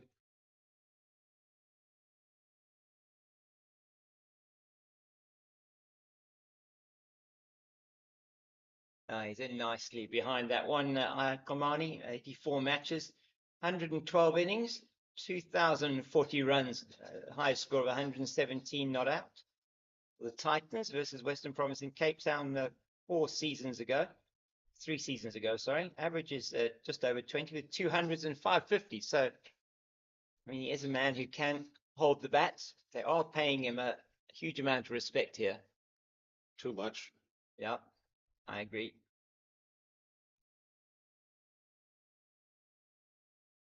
In the air to probably where a leg gully might have been, and he takes the single easily. Just off the pads, off his hips, that one. And he'll be able to face up to, presumably it will be Rowan Cronje again from the stables end. As I say goodbye to Eugene Molian, probably for the last time today. And it's Rhino's going to be joining me here in the hot seat here as we performing the last rites of this Goldrush Boland innings. Yeah, the last rights. Definitely it is. But I'm still gobsmacked by the tactics. Yeah, I know. I mean, here you have bowling to the number 9 here, and there is absolutely nobody anywhere near the bats except for the slip. And yeah, this is just I don't understand this at all. James, I cannot fathom this for the love of money. Weird, strange. Yeah. What are you hoping for Tin and Jack to do? Yeah, exactly. Run around the bat and just bowl delivery. They're going to hit out in anger at some stage. Yeah. They're going to make the mistake. Yeah. Just give them the opportunity to make the mistake. I mean, here you just this stage he's just able to really play it easily, and he's got no pressure at all around the bat. Now perhaps we might see something with Mahima, but I don't know whether we are going to see the second slip coming in to like a shorter catching position going at top, but then there's nobody else around the bat. Just crowd him. Steel Mahima is not going to. He's certainly not renowned for his batting. Yeah, that's the one thing that you have sometimes in cricket. He's a coached captain. He will take instructions, and that's how he's going to captain, and he's not going to budge from that. Yeah. To me, true captains and true leaders say, right, they discussed with the coach, this is the plan. I'm going to try different variations, innovations. Yeah. That's what makes a good captain. That's what made a Hansie Cronje, a Graham Smith. Yeah. They could think out the box. This is just almost like schoolboy cricket. You know, the coach sends a piece of paper, the captains according to it. Yeah. Which is, you want to see the making of a good captain in this format, thinking. Yeah, absolutely right. And, you know, I know he's giving the youngster Rowan Cronje a couple of extra overs maybe, but I mean, here again, bring your, you want to finish this as quickly as possible here. You want to, I remember being on comms in a game at Newlands a couple of seasons ago, and Omar Henry was in and around the area which James said, come and have a chat with us. It was a game which the Western Province were right on top against. In fact, it was, I think, it was either Northwest or it was the Knights they were up against. And he said, when you've got a team down, he says, you've got to grind them. You've got to beat them as comprehensively as possible. Absolutely. If you've got them down, you go for the jugular. And you just keep doing that. And here that just isn't happening. No. Okay, ninth wicket fell on 92. Now we have got a change of bowling from this end, and the captain's brought himself on, the Sefo Senekwani. And you just wonder, why hasn't he brought him, his premier bowl on as he gets pulled away into the leg side by Omani, and he's not even protecting Mahima anymore. Now's the time to bring Pangiso back on, for example. Two right-handers at the crease. and you know how effective he's been, and get men around the bat. Just for the love of me, cannot understand what the tactic are. They're right on top. They're not going to lose this game. That's for sure. No, absolutely no chance of them not winning this game at this stage, unless the monsoon weather comes in 2 minutes. There, Mahima's played that one very nicely. It's short, and he's played it down to the long leg boundary for 4. And really, it's all doesn't make too much sense here. No, James, I wish I could make sense of all of this. For now, I just cannot, for the love of me, fathom what the tactics are. As you said, Pankisa, come on, have a bowl, finish it off. Yeah. Let's go, feet up. Yes. In the meantime, the captain himself, come on his right arm off breaks, and easy as you like. Mahima's just forward and defending. Well, maybe Johan van Heerden at Free State Cricket has said Yeah. they finish early, they must get on at 5 o'clock back to Bloemfontein. And these guys are playing for time to say, listen, if we can keep Boland out till 2 o'clock, we're not going to make it so that we can fly back tomorrow. Yeah, maybe, you never know. Just let's just drag this out a little bit longer.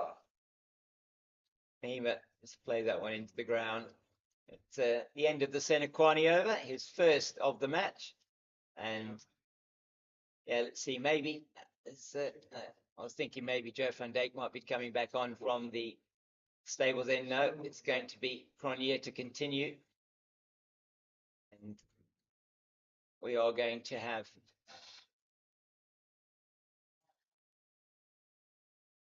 same old here, just trying to let Ayat have the opportunity to get a single. Yeah, this reminds me, so James, of in those days they used to play 3-day cricket. Yeah.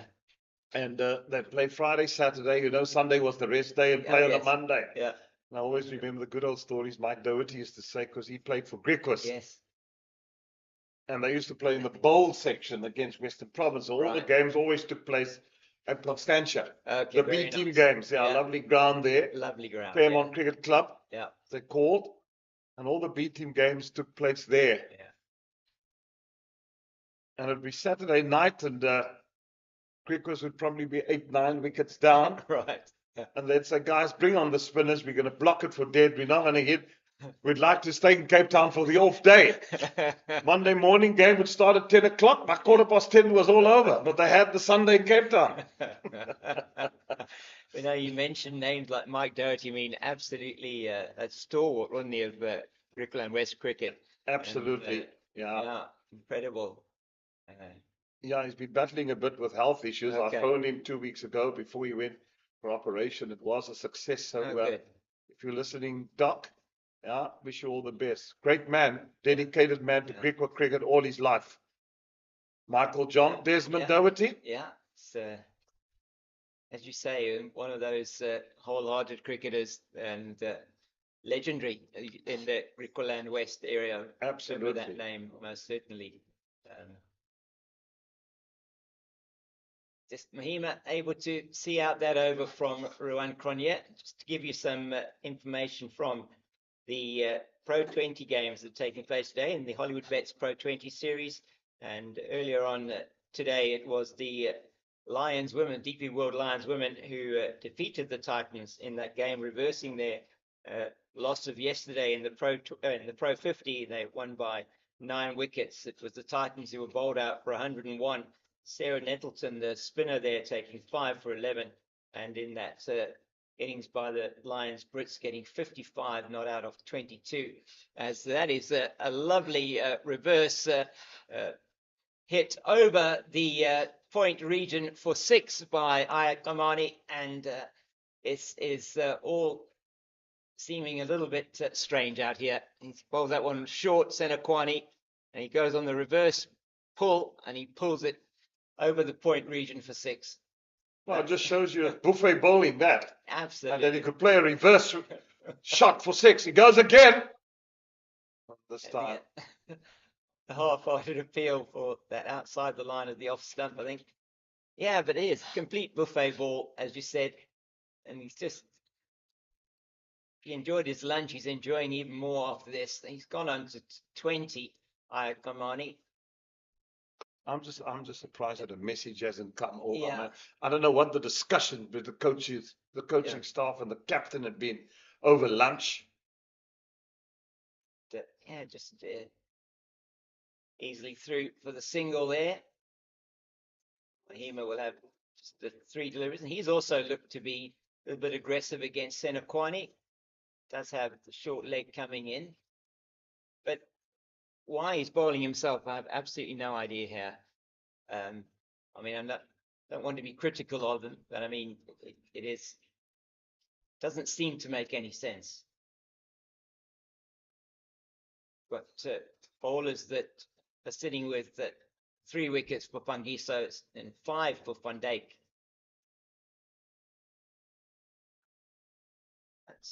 That was good fielding. Yeah, it was good fielding by Cronje there on the edge of the square to extra cover. Like a very good young prospect as well, Ruan Cronje. That's just played and missed outside the off stump by Mahima. The end of another Senakwani over, his second, gone to 12. And this is going to be Cronje to continue.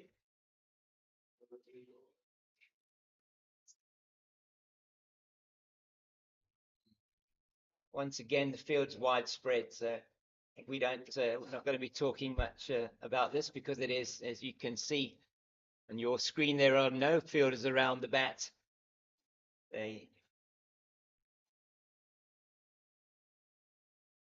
And there's really not much happening out there at the moment from a bowling point of view. And all day so far, it's been the Knights that have made something happen. And now it's when they've got the last wicket to take, it isn't, just seems as if nothing's happening. And that one is able to easily just play in the air through mid-wicket for a single. Yeah, the Knights have been on top most of the day. And as we said, we've now discussed it to perpetuity in terms of what is happening here and what's going on. So I don't know whether they're playing for time or was it just a matter of time that they think that the wicket will fall and batsmen might just make a mistake in anger. Yeah, and may well do. And it isn't certainly likely that does happen. And he tries to play that one without any foot movement at all through the offside. Just goes away from the right-hander, as you would expect from the leg break bowler. I haven't seen any variation necessarily from Cronje.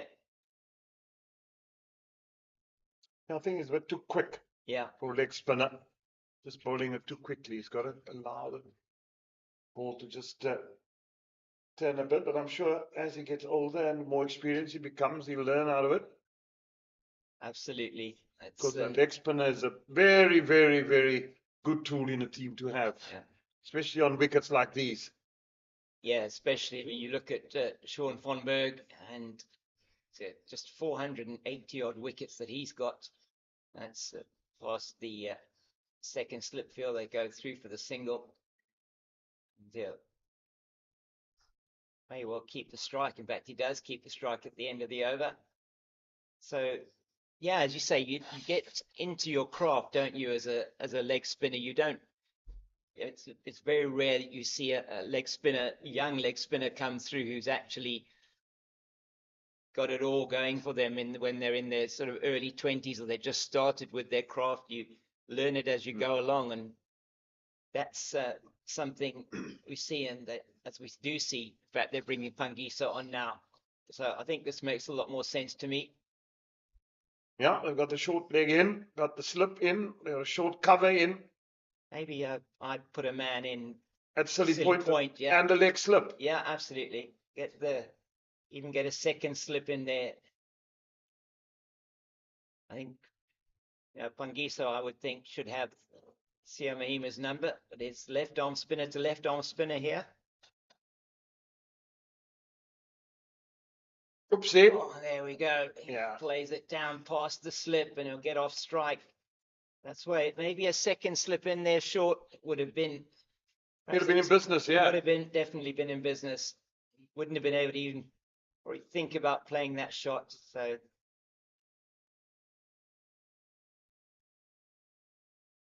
they could just keep the field the same for Komani, surely. I mean, runs are not an issue here. Yeah, you don't know why the tactic to Kamani, now the short leg's out. Yeah, You've pushed him now onto the square leg boundary. yeah. I mean, And, that's not the line for Pangiso to bowl at all. no, Unless you want to tempt him to go for the pull shot or yeah. He's trying that little ramp shot there. Flitter trying to preempt that. Now just there, Leg side, James, yeah. short leg Yeah, and a silly point could be in business if he just taps that onto his pad and it loops up in the air. yeah. He's not even going to probably attempt that shot if you've got that in there. He's going to be back on his heels, and he's just easily able to get through for a single. The story of the day's play so far, opening up this morning with scoring 14 for 1. It was absolutely disastrous start for Goldrush Boland this morning, and brilliant work from the Knights early on. This man, Aaron Pangiso, picking up the first 3 wickets to fall. And it was first one to go, Gavin Kaplan. It was he was LBW to Pangiso for 5, 17 for 2, then 17 for 3. The next delivery when Abiwa Mbujina left the ball outside the off stump and was cleaned up by Aaron Pangiso. And in 21 for 4, Grant Rulofsson caught by Patrick Buerta at slip off Pangiso as well. And it was then the entire top order, basically, of the Goldrush Boland that had been sent back to the hut. And it was took 9 overs before the next wicket fell, 32 for 5. So 9 overs, which they only scored 11 runs. Engelbrecht was out for a duck. He faced well over 20 deliveries for that and looked all at sea. And that was caught behind off Johan van Dijk. So we see Rowan Cronje continuing. Just pulled into the leg side for a single. And then 34 for 6, Sean van Berg trying to pull Johan van Dijk, got a top edge and was very well caught in the deep by Malusi Saboto. Was 74 for 7 then on the stroke of lunch when Keith Dudgeon was caught in the covers by Dean Forrester off the bowling of this man, Rowan Cronje. And he goes for the shot that's up in the air. I think this is going to be the end of the game, and it is. And so they do. He does strike Rowan Cronje. It is Sia Mahima who tries to play the big shot, and it is Johan van Dijk who takes the catch. And he doesn't get his 10 for Van Dijk, and Rowan Cronje gets his second wicket of the innings and of the match. And so his second wicket, and it is the end of the game. And they win by 169 runs, do the Knights. An exceptional result for them. Yeah, exceptional indeed it was. And exceptional it is. They took a damn long time to actually to get there by some very inept field placing, which one would look at. But be it as it may, the Knights thoroughly deserved their victory. They've come on this morning. They've put the Goldrush Boland under extreme pressure from the get-go to actually record this victory. And this is a big victory. It's massive. And it's back to the drawing boards for the Goldrush Boland. They only got a few days. Then the mighty Dufferbed Warriors come here. And as you said, they'll have their national players back, whoever's not part of the T20 squad. Yeah. And a young guy like Matthew Bretske, who's been in good form, he'd want to come and play here and do well. But that's a look at the batting card from the Goldrush Boland. Nothing really to speak of there. Just Clyde Fortuyn getting into the 20s above the top order. And then Keith Dudgeon, 24, and Ayad Kamani not out on 24. But really, by the time that Dudgeon and Kamani came to the crease, it was already too late for Goldrush Boland. It was those 4 wickets falling very early this morning that took out the top order, and it was then that Boland were never going to be able to come back from that, and it is, as you say, a well-deserved victory for the Knights. Very evenly poised match, probably up until yesterday afternoon, and then it was really advantage to the Knights this morning with Peter Malan already back in the hut, and they started at 14 for 1, and they've been bowled out for 122 after 46 overs and a couple of deliveries, and it is a first home loss in this 4-day competition for the Goldrush Boland. And you say, Rhino, where do they go from here? I mean, really, it has been a tough outing for them here.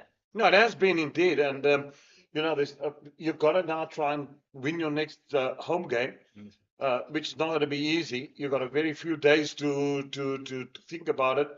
I don't know whether you have to bring changes into the side. You've got to strengthen. How do you do that? But the Knights have been clinical in their performance. So, as I said, very little turnaround time because the next game starts here on Thursday. So preparation will be in all earnest tomorrow. No off day to actually get them to get them ready for the next game. But if Boland really wants to stay claim in this competition, they really got to up the ante and they got to raise their standard of play because it hasn't been good. Been very, very poor today. In fact, far below average. Yes, today certainly has not been a day that they've turned up from a contest point of view. And so we will be leaving you shortly here from this beautiful Boland Park. It really is a wonderful place to come and watch cricket. And the game has finished a little bit earlier than we perhaps thought it would today. Goldrush Boland bowled out by 122. The Knights winning this match by 169 runs and taking a very, very important win away to them as they go back home to face the Auto Investment Northwest Dragons at home in Bloemfontein, with that match also starting on this coming Thursday, the 7th of November. We'll be back with you here from Boland Park for that match against the Dapperbet Warriors. And just any final thoughts from you, Rhino, on this match? I know we've spoken about it at length, but just a great win for the Knights. Oh, no, yeah. Let's not take anything away from them. They, scores were all level after the first innings. They batted much better in the second innings to get, but then they really put Boland under pressure. They came together as a collective. And let's not forget the bowling of Aaron Pankisa. I thought he was absolutely sensational. He bowled one of this morning. They set the tone with Saboto coming from the Drakenstein end and just making sure that he just kept his line and length. And then Van Dijk came there with a little bit of thunderbolts in between. And collectively, the Knights were just much better. But I also think that the Knights have just got to work on probably when they are in a position of winning to actually be more attacking. But other than that, I really set my sights today to come and watch a great grand final innings or a game that would be much closer than what I thought it was. But all credit to the Knights for outstanding stuff. Yeah, thank you very much, Rhino. So it's goodbye from myself, James King, Cape Fox, and from Jeremy Fredericks, Rhino, and from Eugene Molion. And just to remind you of the upcoming T20 internationals against India, starting on Friday, the 8th of November. And that is at Kingsmead. The first game Sunday, the 10th of November in Kobeka at St. George's Park. Wednesday, the 13th of November at Centurion, and Friday, the 15th of November up at DP World Wanderers. And it is going to be an outstanding series against India. And following on from that, we do have our test team playing in 2 test matches, absolutely critical test matches against Sri Lanka, starting on the 27th of November down at Kingsmead, Hollywood Bets Kingsmead, and then the second test at Kobeka. And that very important in terms of where South Africa will be looking at to end on the World Test Championship table. And then the final international tour of the season, South Africa versus Pakistan, 3-format tour that is going to be three ODIs, one of them here in Paarl, one at Newlands and one at Centurion, and then 3 T20 internationals, and then 2 test matches at Supersport Centurion on Boxing Day, and the 3rd of January, the New Year's test here in the Western Cape at World Sports Betting Newlands. it is going to be a fantastic summer of cricket. And just to remind as well, the ladies are also up against England in that series in December. It's going to be absolutely wonderful. We wish we hope that all of you will be able to join us and maybe come out to the grounds and looking out. If you are wanting tickets, go to www.cricket.co.za. And so from us all here, and myself, from Rhino and from Eugene Molion, it's goodbye.